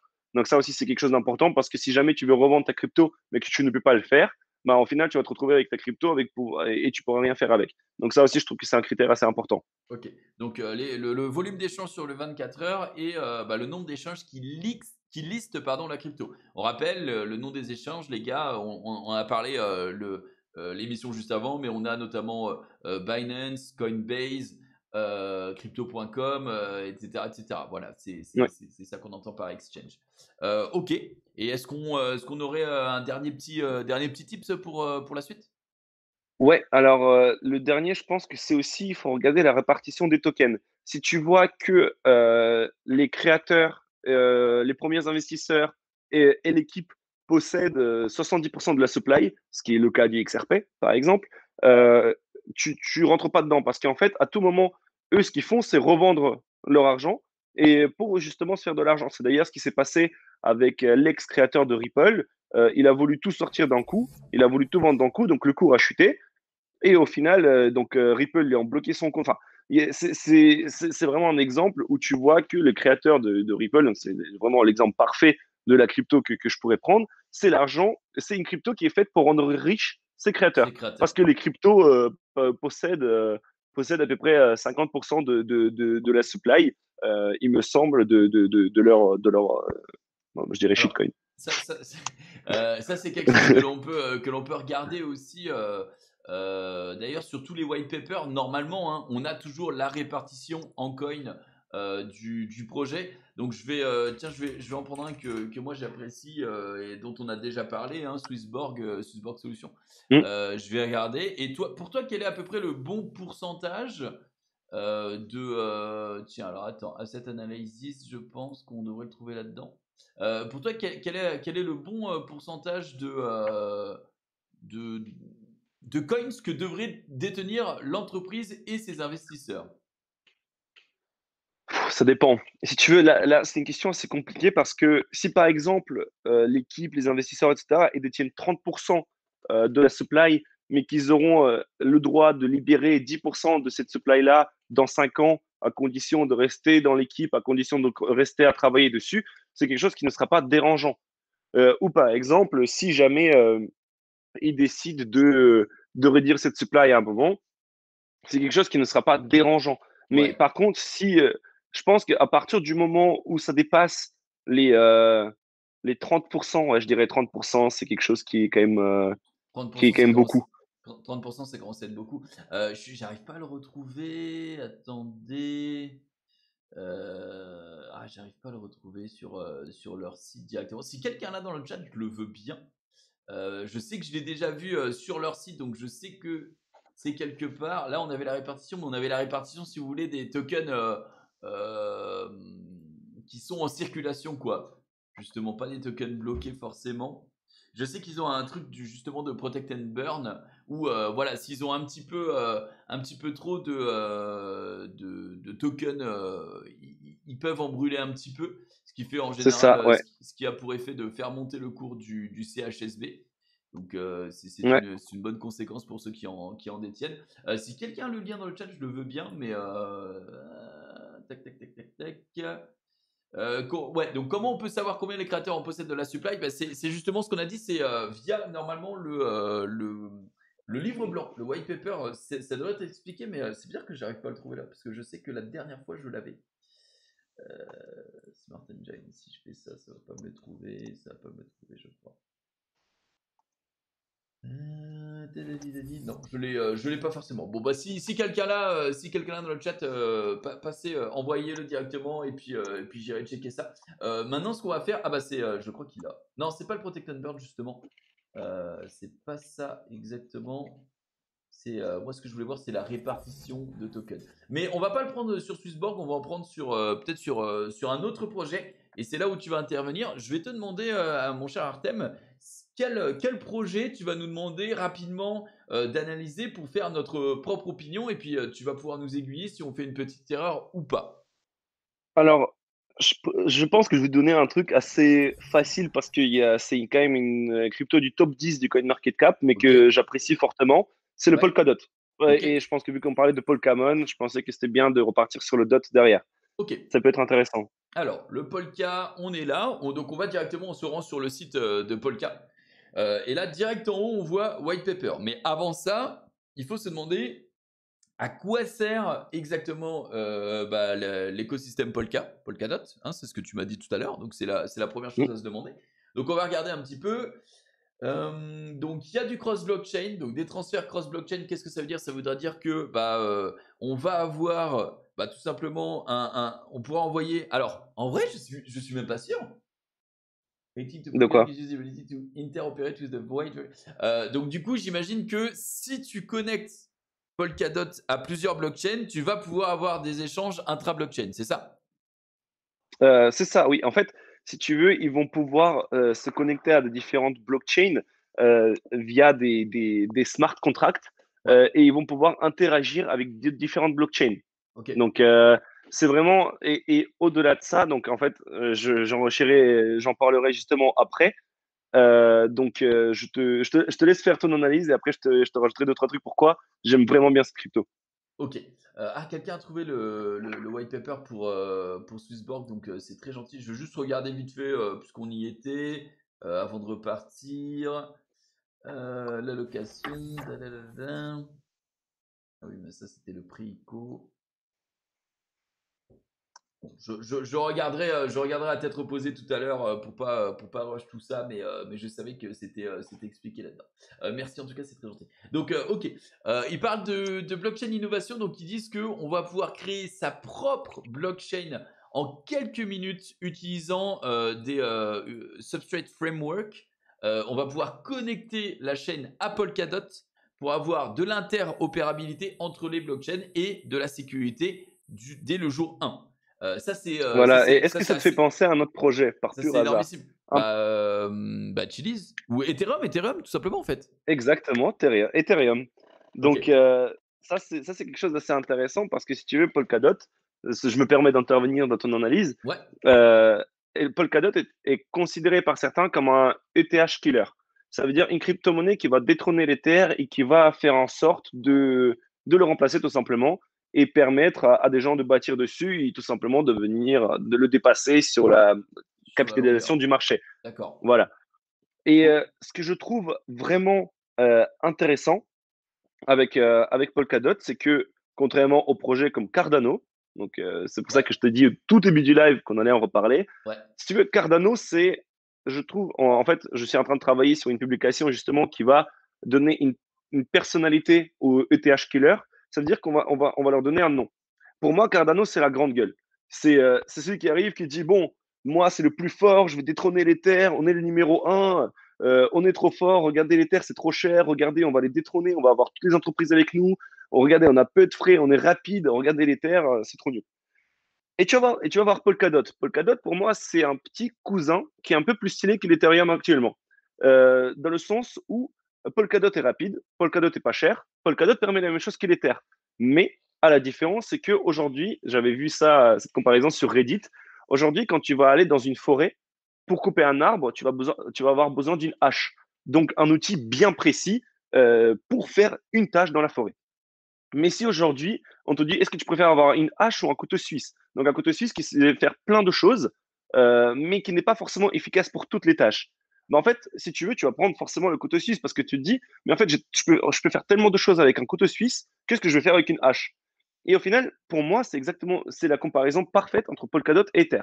Pour moi, les deux sont compatibles et sont complémentaires. Parce que, par exemple, aujourd'hui, tu vas utiliser l'Ether pour les trois quarts des tâches, mais ensuite, tu vas utiliser le Polkadot pour une tâche en particulier qui va être accomplie d'une manière, mais 1000 fois mieux que si tu l'avais construite sur l'Ethereum. Et en d'accord. fait, c'est ça que je trouve fort, c'est qu'ils arrivent et ils disent, mais nous, on veut travailler avec l'Ethereum, on ne veut pas les tuer. En fait, nous, on va montrer que c'est possible de travailler avec eux sans forcément dire, on est les meilleurs. Et je trouve que c'est ça la force de Polkadot. Déjà, c'est un co-créateur d'Ethereum, donc Gavin Woods, qui l'a créé. Donc déjà, à partir de là, on sait que le projet va peser. Et au-delà de ça, on va avoir vraiment cette mentalité de on ne va pas les détruire, on va plutôt travailler avec eux. Et je trouve ça vraiment, ça C'est différencie plus cette sain. crypto-monnaie-là des crypto-monnaies comme Ouais, Cardano. ok. Vraiment. Et Cardano qui dit, mais regardez, on va faire ça, ça, ça, on va voir plein de choses. Alors, dans Polkadot, il le fait, tout simplement. Alors, Et du, pour moi, Polkadot, juste, il manque de communauté pour le moment. Et pour moi, Cardano, justement, c'est un projet qui a une communauté aussi toxique que celle de XRP, tout simplement. Bon, t'es très engagé hein, sur le XRP. Sur les deux là, je Et- t'avoue que j'ai vraiment du mal. ils t'ont piqué au vif. On continue à lire un petit peu. Donc ça, en plus, là, je m'attarde même pas sur le white paper. Pour l'instant, c'est vraiment en front page de Polkadot. Donc il dit une économie et des transactions qui sont scalables. Ça, c'est très important. Qu'est-ce que ça veut dire pour ceux qui débutent un petit peu et qui découvrent la chaîne? Scalable, c'est tout simplement le fait que s'il y a énormément de volume de transactions, eh bien on va pouvoir gérer ces transactions. Aujourd'hui, le problème principal d'Ethereum, malgré tout ce qui a été construit dessus, c'est que c'est congestionné. Parce qu'il y a énormément de projets qui sont construits sur Ethereum, notamment tous les SushiSwap, Uniswap, etc., qui génèrent beaucoup de transactions, beaucoup de smart contracts et tout. Et du coup, ça congestionne les réseaux. Ce qui fait que, ça coûte plus cher puisque tout est congestionné. Donc, pour passer ces informations, les frais vont être plus élevés. Et deux, ça va être beaucoup plus long. Donc, il y a évidemment une transition qui se fait d'ailleurs sur Ethereum pour essayer de passer en 2.0 qui risque d'être un petit peu moyen-long terme. Polkadot, apparemment, lui, dit que, voilà, si on lit un petit peu, ça va donner unprecedented, donc du jamais vu en termes de scalabilité économique, en faisant un set commun de validateurs pour sécuriser les multiples blockchains. Donc finalement, on parle de nodes ou pas côté Polka? Ouais, c'est ça. En fait, ça va être du staking. Donc, c'est quelque chose. Donc, tu auras des validateurs sur lesquels tu pourras déléguer tes tokens. Et ces validateurs-là ils vont sécuriser la blockchain. Le Et si réseau et tu la veux, ce qui est blockchain. intéressant et ce qui est vraiment scalable, donc au niveau de Polkadot, c'est qu'ils utilisent des parachains, donc des petites blockchains secondaires, pour pouvoir gérer leurs transactions. Donc, comme je te disais, tu sais, tout à l'heure, une parachain, ça va être fait ça va avoir une utilité, Ah, une une autre, utilité, une d'accord. autre, encore une autre. Et si tu veux, ça se passe par des enchères. Donc, tous les mois, tu as des enchères pour les parachains sur Polkadot. Donc, environ, tu as 100 parachains en tout. Et tous les mois, tu as des gens qui se battent et qui mettent en staking leur dot en disant, nous, on veut ce parachain-là pour exécuter ça. Et donc ensuite, ils ont un contrat pendant 12 à 24 mois, il me semble. Je ne me rappelle plus exactement donc, de la durée du contrat. Et en fait, pendant ce temps-là, ils vont pouvoir développer là-dessus. Et petite parenthèse, ce que j'aime beaucoup chez Polkadot, c'est que en fait, ils ont lancé Kusama. Kusama, qui est le réseau Canary, comme ils appellent ça. Donc, en fait, un réseau test de Polkadot. Ça veut dire que les projets, avant de pouvoir même être en version test sur le réseau Polkadot, ils doivent passer par le réseau Kusama, qui lui est bâti sur la blockchain Polkadot. Et en fait, tous les bugs, tout ça, c'est repéré par les développeurs en avance. Comme ça, quand tu lances ton testnet sur le réseau Polkadot, tu sais déjà donc les défauts que tu as eus, tu les as déjà corrigés. Et une fois que c'est lancé à fond là-dessus, bah, ça devient vraiment intéressant. Et au-delà de ça, donc c'est une blockchain donc, qui est directement prête à l'emploi, qui est rapide, donc encore une fois rapide et presque sans les frais. Et en plus de ça, il te permet de générer des intérêts passifs. Qu'est-ce que tu demandes de plus? Ouais, alors là, moi je demande un truc. Et là, en fait, je suis en train de faire mon analyse fondamentale et je suis en train de comprendre un petit peu le projet Polka aussi parce que là, je viens de lire un truc qui pour moi est peut-être le plus important pour mon analyse à moi. C'est le forkless et future proof parce que ça dit bien Polkadot peut upgrader sans des hard forks pour intégrer des Ouais. nouvelles features et pour tout simplement se protéger des bugs ou tout simplement résoudre les bugs. Par contre, ce qui est énorme, c'est la deuxième phrase, cette capacité, enfin cette capacité rend possible à Polkadot de facilement s'adapter aux changements et de s'upgrader tout seul quand il y a des nouvelles technologies qui deviennent disponibles. Et ça c'est énorme parce que c'est justement la transition qui a tellement de mal à faire Ethereum et Mm. qui la pénalise beaucoup hein, parce qu'on sait très bien qu'aujourd'hui Ethereum ça sous-performe vu le nombre d'applications de malades qui a été développé sur la blockchain. Je pense que la seule chose qui le bloque, c'est cette congestion du réseau et qu'on ne sait pas trop quand ça va passer en 2.0. Là, là, on peut déjà mettre ça de côté en se disant, bah tiens, si jamais plus tard, il y a de nouvelles technologies qui font que on peut aller, je sais pas, plus vite, plus loin, plus fort, plus rapidement, et puis bon, ça rejoint un peu plus vite et moins cher, eh bien, Polka pourra s'adapter. Donc, plutôt cool. Sécurité pour tout le monde, ok. Eh bien, ça, je pense que c'est commun à toutes les blockchains. Hein. On veut évidemment que l'environnement soit safe pour nos utilisateurs, pour nous en tant qu'entreprise et pour nos partenaires qui se mettent à travailler sur notre blockchain. Et par contre, on a User Driven Network Governance qui, pour moi, est un petit peu moins prépondérant, mais je sais que pour beaucoup d'investisseurs, ça l'est. C'est que, eh bien, ils ont un système sophistiqué de gouvernance où tous ceux qui possèdent, donc c'est du Polkadot hein, tout simplement, eh bien ont une voix. À raison, j'imagine, de une voix égale un Polka égale une voix, ça doit être un truc comme ça. Mm. C'est Voilà. ça. Donc en gros, plus tu es gros en termes d'investissement chez Polkadot et plus tu auras de voix sur l'avenir de l'entreprise. Puisque voilà, ils disent bien, on espère, on veut que le développement de Polkadot réfléchisse les valeurs de la communauté et évite la stagnation. Donc c'est vraiment, Ouais. on crée un projet, on a ce projet, et ensuite, quand il faudra prendre des grandes décisions, eh bien on va on va proposer, parce que c'est quand même ça ce qui se passe, c'est que les gérants de Polkadot vont proposer les améliorations et innovations à leur communauté et la communauté va pouvoir voter en fonction du nombre de tokens qu'ils ont. Donc il y a une double utilité au Polkadot. Donc ouais, écoute, bah rien qu'en lisant ça pour l'instant, en tout cas, je suis en mode c'est pas mal, tu vois. Ça donne envie, clairement. Et au-delà de ça, donc tu parlais de scalabilité tout à l'heure et j'ai vu une bonne remarque de Asa00 dans ton chat. Ouais, Donc il a dit que Gavin Wood justement avait expliqué que avec les parachains et multithreading, ça peut monter jusqu'à 1 million de transactions par seconde. Donc on parle d'une scalabilité sans précédent. Donc pour l'instant, c'est pas pour tout de suite, mais à un moment, tu pourras créer des parachains à l'intérieur des parachains. Et ok. donc ensuite, à l'intérieur des parachains, tu auras des parathreads. Et donc là, c'est vraiment, en fait, on est sur une scalabilité qui est infinie.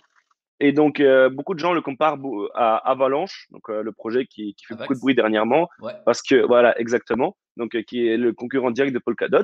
Ils disent, mais voilà, regardez, Avax peut gérer plus de transactions actuellement. Oui, mais actuellement, ça ne veut pas dire que Polkadot ne va pas les dépasser avec ce système d'infinité plus tard. Donc moi, je trouve ça aussi, comme je t'avais dit, donc la roadmap, c'est aussi important. Donc, quelles sont les implémentations futures qui vont pouvoir à la blockchain, qui vont pouvoir donner ce pouvoir à la blockchain de se développer et de devenir plus performante encore.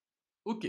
Bah écoute, en voyant ça, en tout cas, ça donne, comme je l'ai dit, ça donne un petit peu envie, en tout cas, au niveau du projet. On continue, et la deuxième chose dont tu m'avais parlé, c'est qui est derrière le projet. Donc j'imagine que si on va dans About, ça, hop, voilà, je vais virer ça.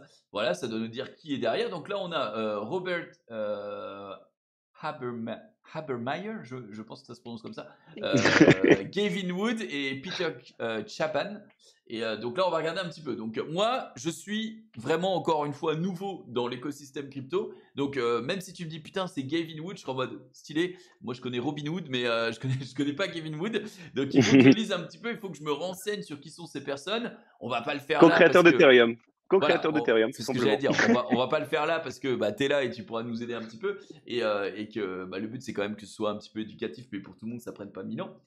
Donc voilà, Gavin Wood, co-créateur d'Ethereum, voilà, co-founder et CTO. Hein, donc clairement, il est là, il est présent, monsieur. À côté, on a donc Peter, directeur de technologie de Web3 Foundation. Je sais pas ce que c'est. Alors, c'est une fondation qui aide énormément de blockchains à se développer. Donc, Ok, c'est vraiment.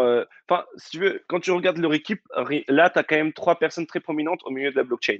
ok. Donc, à partir de ce moment-là, tu te rends compte assez rapidement que c'est très, très solide. Et que les gars-là, ils ont les compétences pour monter un projet, qu'ils ont des expériences qui leur ont permis d'évaluer les projets et de dire, ah, mais là, ça n'allait pas, on va améliorer ça là. Et donc, je trouve que justement, Gavin Wood, le co-créateur d'Ethereum, il a vu Ethereum, il s'est dit, OK, bah, il nous manquait ça, on va l'ajouter à Polkadot, tout en essayant de rendre Polkadot complémentaire avec l'Ether sans vouloir le détruire. Et ça me fait penser beaucoup au co-créateur donc, de XRP qui a lancé XLM, donc le co-créateur de Ripple qui ensuite a créé Stellar, qui a dégagé tous les problèmes qu'il y avait dans Ripple et qui a justement créé Stellar par la suite, qui pour moi est une bonne crypto-monnaie. D'ailleurs, Voilà. oh, ok, ok. D'ailleurs, là, tu parlais tout à l'heure des parachains, des parathreads et même des bridges. Bah là, Ouais. tout est expliqué. Et ça, c'est pas mal aussi parce que je, je pense que pour quelqu'un comme moi qui essaye un petit peu de s'y mettre sérieusement, des fois, quand tu lis un white paper, franchement, ça te donne, t'es à deux doigts de te tirer des balles parce que t'as pas tout le vocabulaire, c'est extrêmement compliqué, c'est extensif. Et donc du coup c'est un petit peu chiant quoi, c'est difficile de s'y retrouver. Là voilà, c'est expliqué en quelques phrases, c'est assez vulgarisé, c'est fait pour que tout le monde comprenne et ça c'est plutôt pas mal. Donc voilà, on a vu à quoi servait vraiment le projet, on a vu par qui il était fait. Maintenant il faut enchaîner sur le reste des caractéristiques pour savoir si ça fonctionne, si on a envie de continuer avec ou pas. Donc qu'est-ce que tu nous proposes? Alors, bah déjà, on a vu aussi en quoi c'était différent. Ouais. Tout simplement, pourquoi est-ce que cette crypto-monnaie-là et pas une autre? Pourquoi est-ce que on ne peut pas le considérer vraiment comme un ETH killer et pourquoi est-ce que cette crypto-monnaie-là, elle peut avancer plus tard? Donc là, je vois que tu as ouvert le white paper. Ouais, là c'est le Donc light là, paper normal, là en fait. le quoi? T'as Alors dit? c'est pas le white paper, c'est le light paper. Celui-là, c'est, je pense, c'est ce que je viens de voir, hein. Je pense que c'est justement un white paper qui est plus digeste et que pas tout le monde ne fait Ouais, du c'est ce que tout. je me dis aussi. Parce que là, on a que 17 pages et ça me paraît pas mal et ça a l'air justement bien vulgarisé. Ça, c'est parfait par contre pour les gens qui veulent essayer de comprendre un petit peu. C'est génial. Je le garde dans un coin pour moi, pour plus tard. Le light Ouais. paper, ça c'est petit cadeau que je ne savais pas. Maintenant, on va regarder où il est listé, peut-être le Polka. Vas-y. Donc là, ce que moi je conseille, j'aime beaucoup le site CoinGecko au lieu de CoinMarketCap. Je trouve que c'est plus accessible, surtout pour les nouveaux. Donc quand tu vas sur CoinGecko, regarde, donc va sur le site directement, donc pas besoin de taper Polkadot. Ouais. Oh, je suis sur mon petit Bitcoin, pardon. Polkadot. Voilà, il est là, le DOT. Donc sixième quand même en capitalisation de marché. Déjà, ça nous donne Ouais, un indicatif, hein. Top 10, c'est assez énorme. On voit la circulating supply. Donc 978 millions sur 1 million 59 000. D'ailleurs, un truc qu'on n'a pas regardé pour l'instant, c'est la répartition des coins aussi. ouais. J'ai oublié de voir qui en avait. Et là, on est sur des volumes sur 24 heures où est-ce que je le vois déjà? Trading volume. Non, ça doit pas être ça. 3 Hmm. milliards de volume en journalier, ça me paraît énorme, non? Ouais, mais c'est énorme. C'est justement, tu vois qu'il y a une communauté derrière et que des gens, ils l'utilisent. Donc voilà, pardon, c'était ça aussi qui est très important. Donc encore une fois, qui utilise cette blockchain? Pourquoi est-ce qu'elle existe et qui construit dessus et qui l'utilise? Donc si aujourd'hui tu as une blockchain où il y a tellement de fonctionnalités, c'est génial, mais qu'il n'y a personne qui l'utilise, bah, à quoi elle sert au final? Et si tu as, une blockchain qui est inutile, mais qu'il y a plein de gens qui l'utilisent, bah, encore une fois, on revient sur le point de la communauté, ça va marcher. Donc, mais si tu as une blockchain qui est géniale et que tu as une communauté et que tout le monde l'utilise, là, tu vois, tu es 16e du CoinMarketCap. Ouais, ouais, ok. Il y a quelqu'un qui a dit, c'est pas faux, le créateur de Cardano est un co-créateur de TH apparemment. Je sais pas si Oui, c'est mais vrai. c'est un. Est-ce qu'on a le droit de dire des gros mots ou pas? Tu Je peux. l'évite. Et ici, on s'en bat les couilles, hein, d'accord? Ça, ok, ouais, c'est un bon connard quand même parce que clairement, le mec il dit à sa communauté, vous êtes tous des débiles parce que vous comprenez pas ma vision. Il dit ouais, arrêtez de me faire chier parce que tout ce que je veux, c'est travailler sur mon projet. Donc arrêtez de demander ce que je vous ai promis parce que ça va arriver. Sauf que à part dire ça va arriver, ça va arriver, ça va arriver, bah ça n'arrive pas au Ok. final. Ça me fait penser à l'épisode de South Park avec Game of Thrones où justement ils ont fait une allégorie à quand est-ce qu'ils arrivent les dragons, ils disent ils arrivent, sauf qu'ils arrivent jamais. Bah, c'est pareil avec Cardano. Il y a personne qui utilise cette blockchain. Il a promis des smart contracts il y a 3 ans, c'est arrivé il y a 2 semaines. Ouhou, c'est génial. Sauf que derrière, sur leur Discord, ils censurent des gens qui disent ah bah non, ça marche pas, c'est terrible.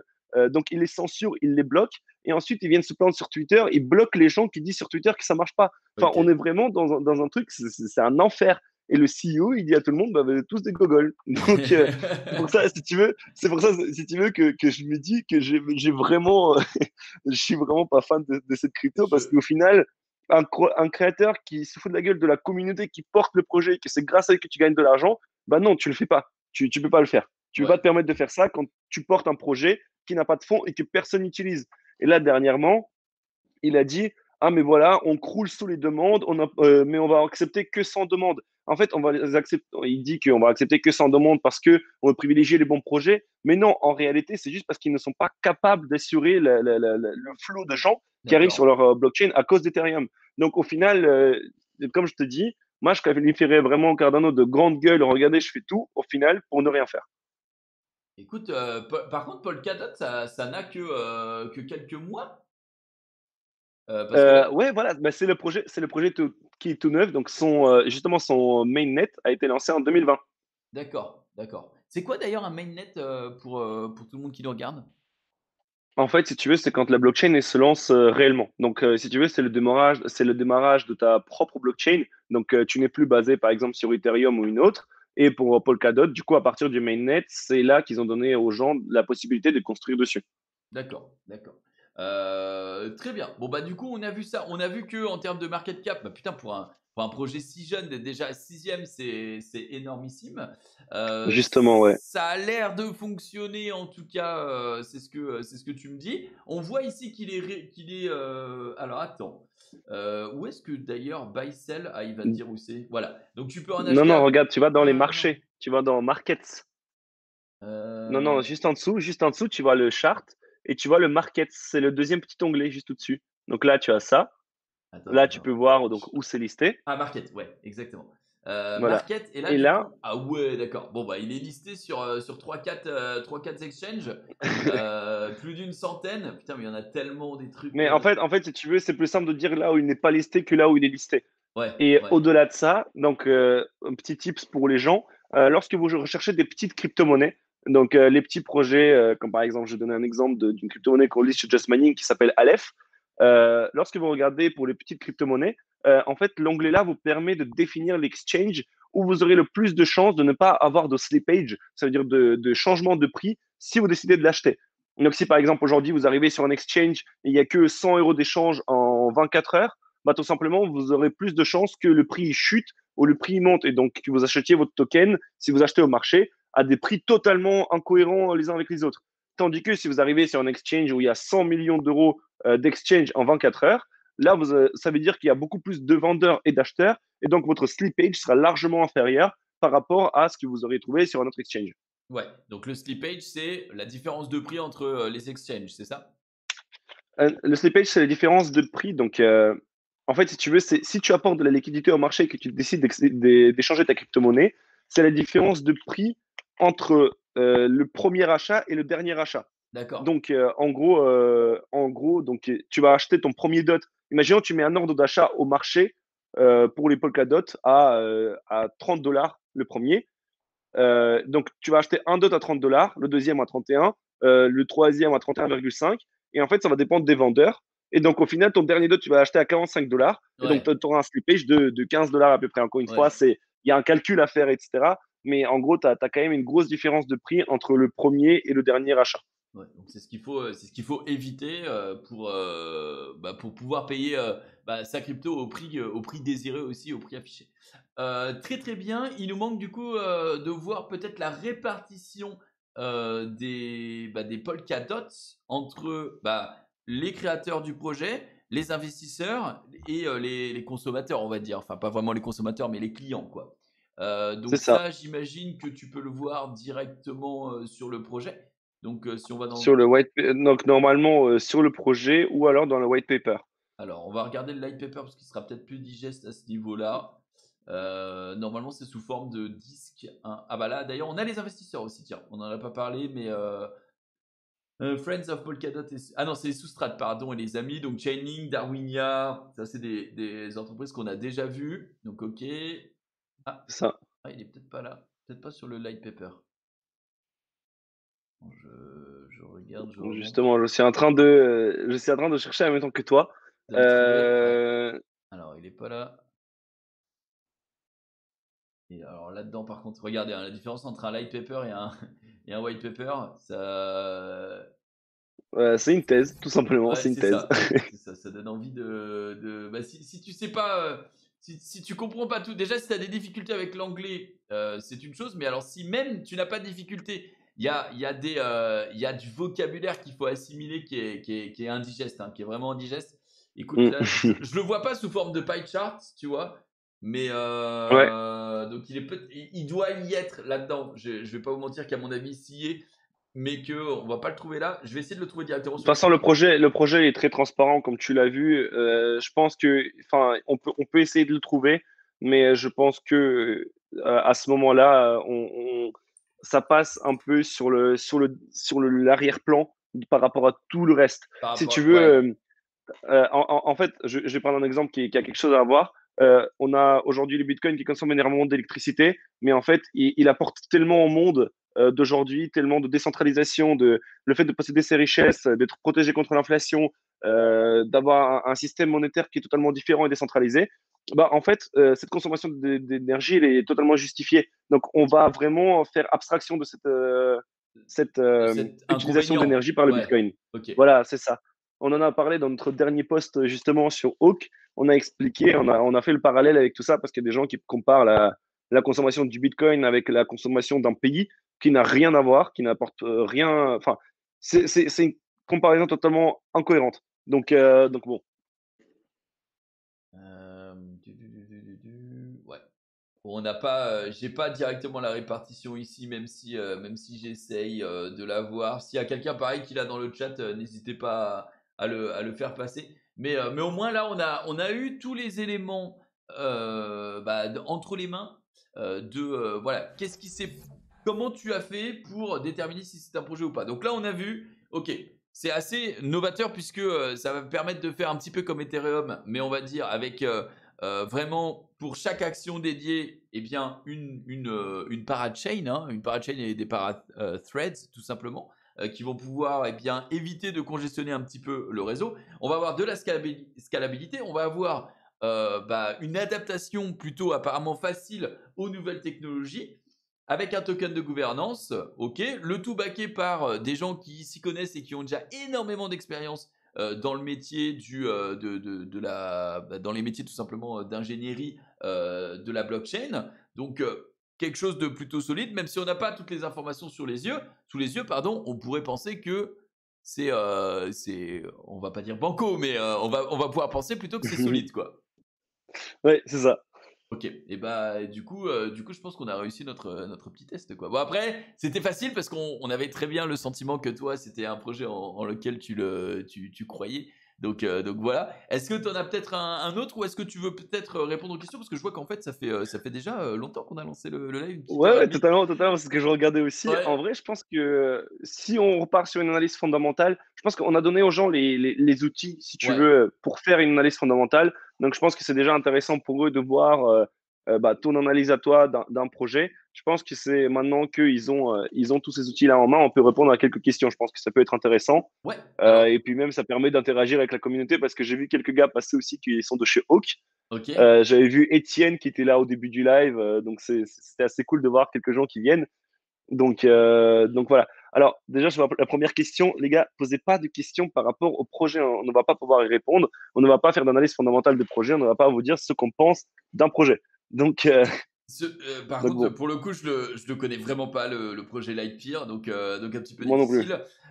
Est-ce que, je sais pas, ouais, est-ce que vous avez tout simplement des questions sur, même des questions un petit peu plus globales sur ce que toi, en fait, au final, comment tu collabores avec via Hawk Invest, avec Just Mining, avec Owen, etc. Bah, en fait, si tu veux, c'est totalement détaché dans le sens où on est un média qui parle de l'investissement et qui ne touche pas uniquement aux crypto-monnaies. Donc, c'est aussi ça qu'il faut comprendre, Ouais, c'est que on surfe sur cette vague parce que les cryptos, il y a tout le monde qui en parle, il y a tout le monde qui s'y intéresse, etc. On surfe sur cette vague et il y en a beaucoup de gens qui s'intéressent à la crypto-monnaie dans nos abonnés. Et on se rend compte de plus en plus que bah, ça intéresse les gens, etc.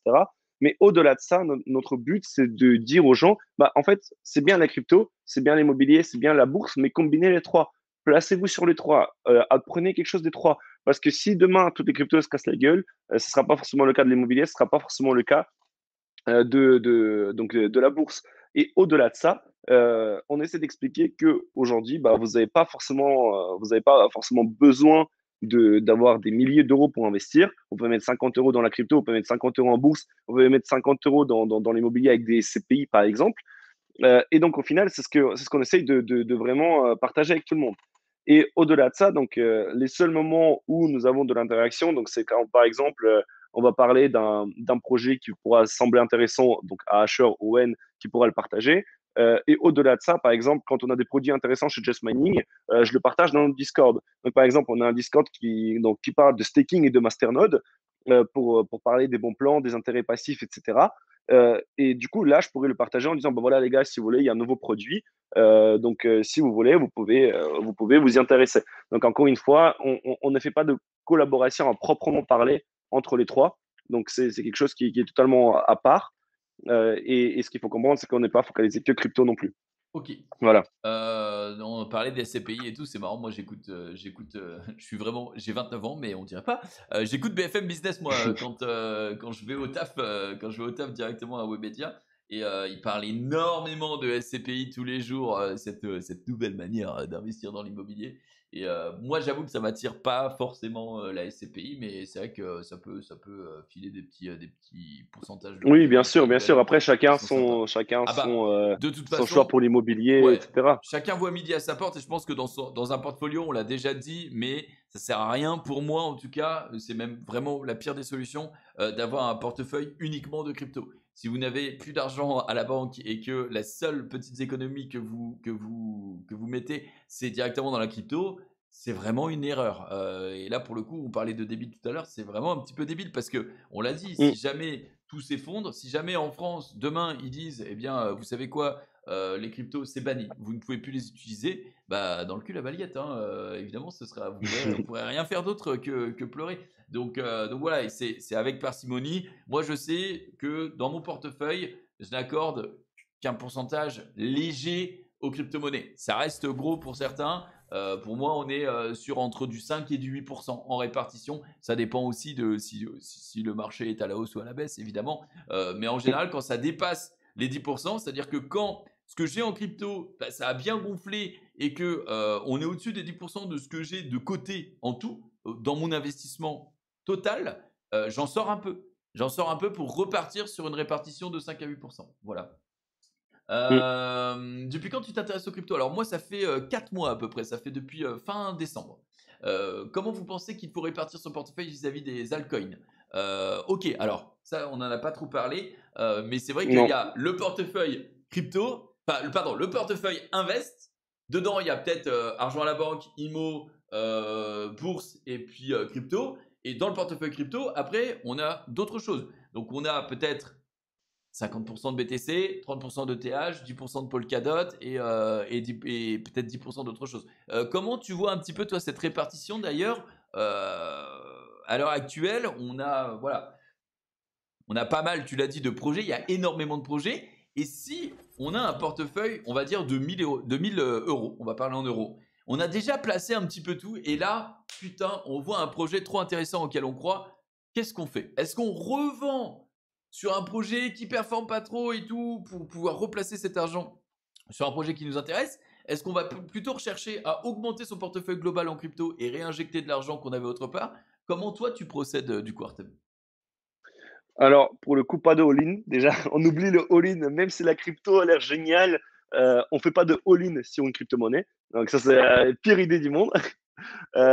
Ensuite, je pense que si jamais il y a des cryptos qui ne performent pas trop, et que tu n'y es pas, entre guillemets, attaché, que tu l'as acheté parce que tu te disais, ouais, ça va décoller, et qu'au final, tu n'as pas fait l'étude du projet, etc., bah, pourquoi pas les revendre au profit de cette crypto-monnaie-là qui te plaît et qui, pour le coup, a un fondamental bien plus élevé. Donc, ça, c'est quelque chose qu'il faut prendre en compte. Ensuite, bah, en fait, encore une fois, on revient sur est-ce que tu vois long terme? Est-ce que tu veux investir sur le long terme ou est-ce que tu veux surfer sur la tendance pendant les prochains jours? Si tu veux surfer sur la tendance pendant les prochains jours, tu regardes les NFT, tu regardes ce qui décolle le plus en ce moment, tu investis là-dessus. Par contre, tu veux voir long terme, bah déjà, Bitcoin et Ether, les deux là sont incontournables. Pour moi, il y a aussi deux autres cryptos sur le long terme que j'aime beaucoup, c'est le DOT et l'Elrond. Donc, ça, c'est les quatre cryptos que moi, je conseillerais à n'importe qui rentre dedans. Encore une fois, ce n'est pas du conseil d'investissement, mais si j'avais quatre cryptos achetés aujourd'hui et que j'avais rien sur mon portefeuille, c'est les quatre cryptos que j'achèterais. Ok. Euh, Ensuite, je prendrai deux ou trois projets qui sont un peu prometteurs. Donc des projets dont tu n'as pas forcément entendu parler, mais quand tu regardes leurs projets, en fait, tout simplement, moi, ce que je faisais quand j'avais commencé les cryptos, parce que j'allais sur CoinMarketCap, je descendais un peu, je cliquais sur un projet, je lisais. C'est Si ça me exactement ce donnait que je envie, fais. bah, je le lisais. Ouais. Sinon, non. C'est exactement Et ce que je ce fais que je sur faisais Binance. aussi, Sur Binance, je vais dans le marché, sur l'application, je vais directement dans le marché et je regarde tout ce qui est dans le rouge au plus bas et dans le vert au plus haut. Et vu que c'est tous les jours des cryptos différentes, je regarde un peu les projets, je me dis et j'essaye de voir de faire ma propre analyse. Est-ce que c'est intéressant? Pourquoi ça monte? Pourquoi ça descend quoi? voilà, justement, j'allais y arriver quand moi j'ai commencé les cryptos. Donc il y a un an, ce que je faisais, c'est que j'allais sur l'application, je regardais les projets qui avaient le plus perdu, je regardais le projet et je me disais, mais pourquoi il perd? Le fondamental est tellement génial. Bah, en fait, c'est juste parce qu'il y a trop d'offres sur le marché. Bah, moi, j'achetais. En fait, c'est la règle la plus simple des cryptos, c'est acheter rouge, vendre vert. Parce que tu vas pas acheter quelque chose qui est en train d'exploser, qui a fait un x10, ou alors vendre quand tu as perdu de l'argent. Encore une fois, c'est quelque chose qui est assez variable. Encore une fois, faire attention aussi. Donc, comme je dis les quatre cryptos, mais si par exemple, Elrond a fait un x10 dans la journée d'avant, bah, peut-être que ce serait pas une bonne idée d'investir dessus. Donc, Mais- c'est vraiment des paramètres qui vont vraiment dépendre de l'environnement à l'instant T, donc au moment où tu as l'argent. Voilà. Donc il y a tout ça à prendre, il y a tout ça à prendre en compte, mais je pense que globalement, bah, les quatre là, ça aurait été mon choix principal et ensuite une ou deux petites cryptos. Encore une fois, tout dépend du budget que tu alloues à ton investissement. Pour moi, quand tu es à 50 euros d'investissement, ça ne sert pas forcément de partir sur quatre ou cinq projets. Il vaut mieux choisir un projet de cœur sur lequel tu pars. Après, Ouais. tous les mois, si tu peux remettre 50 euros sur d'autres projets, bah, c'est ce que moi j'aurais fait. Ok. D'ailleurs, Dernier j'ai vu des gens qui parlent du Matic. du Si vous Matic, voulez, ouais. on avait fait une analyse dessus. On avait fait une analyse dessus parce que quand ça a changé de nom, d'ailleurs, Polygon, on en a parlé un tout petit peu pendant le live. Donc, Matic, c'est une bonne crypto. Encore une fois, on ne donne pas notre avis, mais ça aurait pu être une des cryptos il y a quelques mois que moi j'aurais mis dedans aussi dans les cinq cryptos à voir. Ok. Plus maintenant? Bah, en fait, si tu veux, j'ai fait un x25 dessus. Donc, Ah c'est oui, compliqué de me dire que à l'instant T, j'en achèterai. d'accord, d'accord. Mais justement, en fait, quand ils ont changé de marketing, on s'est dit bah, qu'on allait faire une publication dessus. Et comme je t'avais dit, parler de la chance qu'on avait avec les publications, 2 semaines plus tard, ça fait un x8. Donc, D'accord, ouais, ok, et ok. il y a un gars Bon, qui nous a suivez-les envoyé sur un message Instagram, les gars, justement. suivez-les sur Instagram, évidemment. Aucun veste sur Instagram, apparemment, c'est des experts. Évidemment, on dit ça toujours en rigolant, on rappelle, ce n'est pas un conseil en investissement. Euh, Demain, on va faire une publication sur le BTC, on va voir si ça marche. Ça roule. Peut-être ça fera flamber le marché. Eh ben écoutez, je pense qu'on a fait le tour. Après, voilà, Chili Zombie Engine, on a dit qu'on répondait pas vraiment à ce genre de questions parce que c'est pas le but, quoi. C'est très compliqué aussi. Je pense qu'on a fait le tour, hein. Je pense qu'on a fait vraiment le tour.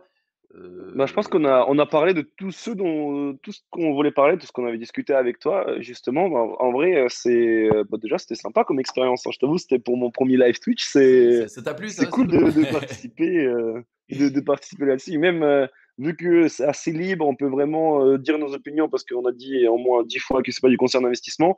C'est cool parce que on n'a pas besoin de se mettre des cadres. On est Ouais. obligé de suivre et on peut vraiment s'exprimer librement. Donc, ça, c'est Mm. vraiment cool dans cette Bon, expérience-là. Donc, ici, on est à la maison, hein, si tu, voilà, d'ailleurs, t'es le bienvenu quand tu veux, hein, si jamais t'as envie de refaire une intervention, il n'y a aucun souci. Est-ce qu'on peut se laisser sur un projet dont t'as pas beaucoup entendu parler et dont tu veux attirer l'attention des gens, sans dire si c'est un projet que tu considères bon ou mauvais, mais donc pas forcément une pépite, mais juste un truc que t'as vu récemment et où tu dis, il y a des informations qui peuvent mettre la puce à l'oreille très facilement sur le fait que ce soit un bon ou un mauvais projet. Ça donnera aux viewers une idée peut-être de où commencer pour faire une analyse fondamentale. Et puis voilà quoi. Euh, alors, je voulais juste répondre à une personne de ta communauté, donc Dulce, aucun mérite en bullish. Justement, c'est ce qu'on a dit, c'est qu'on ne partage pas généralement les résultats de nos analyses, justement parce que quand tout le marché monte, c'est facile d'être un expert en crypto. Donc là, on en parle parce qu'on en rigole justement, mais à aucun moment on a dit, regardez, on a performé autant. On ne fait pas du conseil d'investissement, on vulgarise juste l'investissement et on présente les projets. Voilà, donc juste comme ça c'est clair, c'est pas du conseil d'investissement, encore une fois, comme d'habitude. Mais voilà, donc bon, voilà, c'était juste une petite parenthèse. Il y a Sinon, tout. dans les projets, Ouais. dans les petites pépites, bah, il y a aucune veste sur Instagram, si vous voulez. Mais en réalité, non, en réalité, il y a deux petits projets que j'ai bien aimés, donc qu'on a déjà partagé, on a fait déjà une bonne perf dessus. Moi, c'est Akash, donc c'est un projet qui est basé sur la blockchain Cosmos qui permet de faire un calcul de cloud décentralisé. Ok. Donc ça, c'est la première chose. Tu l'écris comment? Et Akash, bah justement, il y a Grégoire de Hawk Invest qui est sur le live, qui a partagé. Donc la dénomination, c'est AKT. Ok, Donc ok, ok. sinon, c'est Akash. Donc c'est pas mal. Et sinon, Moonbeam, c'est un projet qui n'est pas encore sorti, Ah, qui sera lancé sur Polkadot. j'en Et il y entends a parler en plusieurs permanence de influenceurs Moonbeam. français qui en ont parlé. Voilà. Ben, en fait, c'est un projet, donc j'ai un peu lu ça cet après-midi et j'aime beaucoup cette crypto-monnaie-là.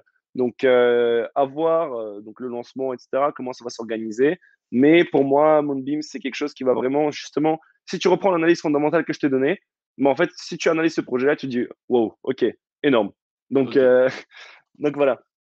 Eh ben écoute, Et c'est les deux nickel. pépites que moi j'aurais dit qui ont de l'avenir et il y en a une pour le coup qui est déjà lancée, qui est Akash, qui ont lancé leur mainnet il y a 2 ou 3 semaines, il y a 2 semaines il me semble. Et du coup Moonbeam qui n'est pas encore listé. Donc pour le moment pas encore. D'accord. Ok. Écoute, il y a peut-être dernière question. Il y a quelqu'un, Mister T, qui demande est-ce qu'on connaît Realty? Realty, il tokenise l'immobilier aux USA avec un rendement annuel de 10 à 12% payé en USDC. C'est le loyer qui est redistribué. Est-ce que tu connaissais? Ouais, c'est ça. En fait, si tu veux, c'était les premiers NFT, il me semble justement, c'était les Realty. J'en ai entendu parler cet été. En fait, le rendement là, il est aussi grand parce que il y a énormément donc d'immeubles et de tout ça donc d'immeubles ou de maisons qui sont louées. Mais par exemple, tu as des rendements sur des maisons à Détroit, des rendements à des maisons où il y a eu énormément. Ok, je crois que tu as des bots dans ton. Ah voilà, c'est bon, ça a été posé. T'inquiète, Voilà. t'inquiète, Ouais. on est là. Voilà. Donc, en fait, si tu veux, comment dire, c'est loué dans des régions où tu peux avoir un rendement aussi puissant parce que la région a subi de fortes inégalités ou de forts problèmes dernièrement où les gens sont très pauvres. Donc, au final, la maison, ils l'achètent pour rien du tout et quand ils la louent, forcément, bah, il y a un rendement qui est beaucoup plus élevé. Donc, si tu veux, c'est ce que moi, du moins, j'ai vu sur le projet. Ensuite, l'idée est géniale. Moi, le premier projet dont j'en ai entendu parler, c'était Algorand, donc un Algorand qui ressemble beaucoup à Ethereum, mais leur idée, c'était justement de pouvoir acheter une partie d'un immeuble, par exemple à Shanghai, et pouvoir percevoir une partie de loyer en algo. Donc, Ok. ça pourrait être super intéressant pour eux de développer ça. Encore une fois, Realty, c'est pas mal, mais leur site crash dès que tu te connectes dessus. Ensuite, quand tu reçois les USDC, bah, tu as les frais de transaction qu'il faut prendre Ouais, en compte. ouais. Donc, le rendement de 10 à 12% pour le moment, il est assuré. Mais quand les villas vont se heurter à de plus gros problèmes, bah, ce ne sera pas forcément le cas. Donc, encore une fois, regardez le fond du projet et donc les derniers trucs qu'ils ont proposés. Pour moi, du moins, comme moi je l'ai vu, je voulais y participer. Au final, quand j'ai vu que les buggés que c'était à Détroit, etc., bah, c'était pas forcément fou. À l'ordre du jour. Ok. Eh ben écoute, Artem, je pense qu'on a bien fait le tour. Merci beaucoup d'être passé sur ma chaîne dans le Crypto Fan Club. Ça m'a fait extrêmement plaisir. On a appris, vraiment, j'ai appris honnêtement beaucoup de choses. Je pense que c'est le premier épisode où j'apprends vraiment beaucoup de choses parce que j'ai un peu moins préparé de mon côté cet épisode puisque bah, je t'ai fait confiance, d'accord? On se connaissait pas, mais je t'ai fait confiance. Et du coup, j'ai vraiment appris beaucoup de choses qui sont très sympas pour essayer d'analyser un projet.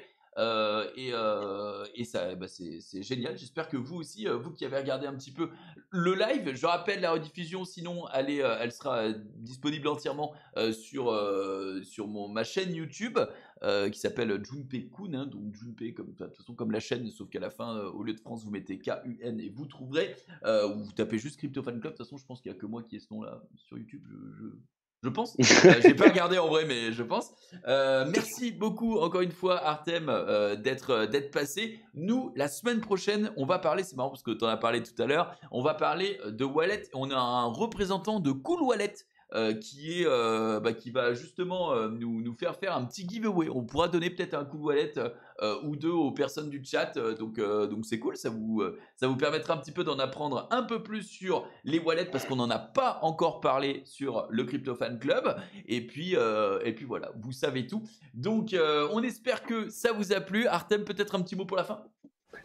Bon, en vrai, déjà, merci parce que je t'avoue que juste avant le live, genre 10 minutes avant, j'ai commencé à me dire, bon, et ça se trouve, il va me poser des questions, je vais pas être prêt et peut-être je vais Non. bégayer et les gens, ils vont partir et ensuite, et déjà, bah, pour toi, c'est relou et pour nous aussi. Donc, Pas de je pression, me pas de suis dit, pression. bon, j'espère ne pas me retrouver dans cette situation-là. Et au final, bah, j'avais préparé deux, trois notes, si tu veux. Donc là, j'avais mon petit bloc-notes au tout début, j'avais marqué les actualités, etc. Mais au final, je n'ai pas eu besoin, j'ai même pas regardé mon bloc-notes au final. Donc c'était quand même cool. Et très sympa, en vrai, juste parler, discuter comme ça, c'est une bonne expérience. On a beaucoup ça avec le live Insta qu'ils nous ont fait sur notre compte Insta, du coup. Mais forcément, là, il y a beaucoup plus de viewers. Nous, on tourne entre 50 et 60 personnes. Généralement, ça dépend des jours. Mais c'est cool d'avoir de l'interaction, c'est cool d'avoir des questions pertinentes aussi, parce que de temps en temps, Ah, c'est la les meilleure questions commu. ne sont pas forcément. Quand tu as 10 personnes qui arrivent et qui te disent, ouais, tu penses quoi de ce projet-là, tu penses quoi de ce projet-là, et au final, tu te retrouves à avoir en blanc parce qu'il y a pas de questions auxquelles tu peux réellement répondre, etc. Bah, ça prend du temps et pour tout le monde, il y a personne qui passe un bon moment au final. Mais du coup, voilà, c'était super cool. N'hésitez pas à nous suivre. Donc, encore une fois, on parle de tout et on essaie de vulgariser l'investissement. Donc, c'est Hawk.invest sur Instagram, Hawk comme chaîne. Et je pense que j'ai assez fait notre pub ce soir déjà. T'inquiète, il n'y a aucun souci, c'est mon plaisir. Écoute, moi j'ai follow hein, sur Instagram aussi, donc c'est parfait. Si jamais il y a des petites news croustillantes, on partagera évidemment avec grand plaisir. Merci beaucoup Artem. Évidemment, on rappelle aucun veste hein, si jamais vous voulez. Allez, une dernière fois pour Instagram. Et puis voilà. À très bientôt. Puis surtout, j'allais te dire rentre bien. Mais bon, t'es chez toi, j'imagine. Mais pas du tout, pas du tout. Je suis encore au travail. Ah, t'es encore au taf. Ah oui, d'accord. Oui, donc là pour toi c'est la fin de la fin. Je m'excuse, hein, Mais en j'espère fait, qu'il. si tu veux, attends, bah, du coup, si tu veux, les envers du décor. Donc, la semaine dernière, tu as fait un live avec Julien. Julien était exactement dans la même salle. Ok. Et si tu veux, là, tu vas pouvoir voir ce qu'il y a derrière. Donc, c'est là où Julien il était assis. Attends. D'accord, ouais, Donc, effectivement. là, il était juste là, tu vois. Et du coup, bah. Et d'ailleurs, si tu veux, encore les envers du décor. Donc, mon ordi n'était pas assez haut. Donc, j'ai dû le poser sur une bougie. Très bien. Et Oh, donc, ouais. ça tenait en équilibre depuis le début. Le setup incroyable, on n'y a vu que du feu. Merci pour tout, Artem, et puis à très bientôt. Merci beaucoup, salut. Salut. Eh bien, les gars, c'est terminé pour ce crypto fan club. J'espère que ça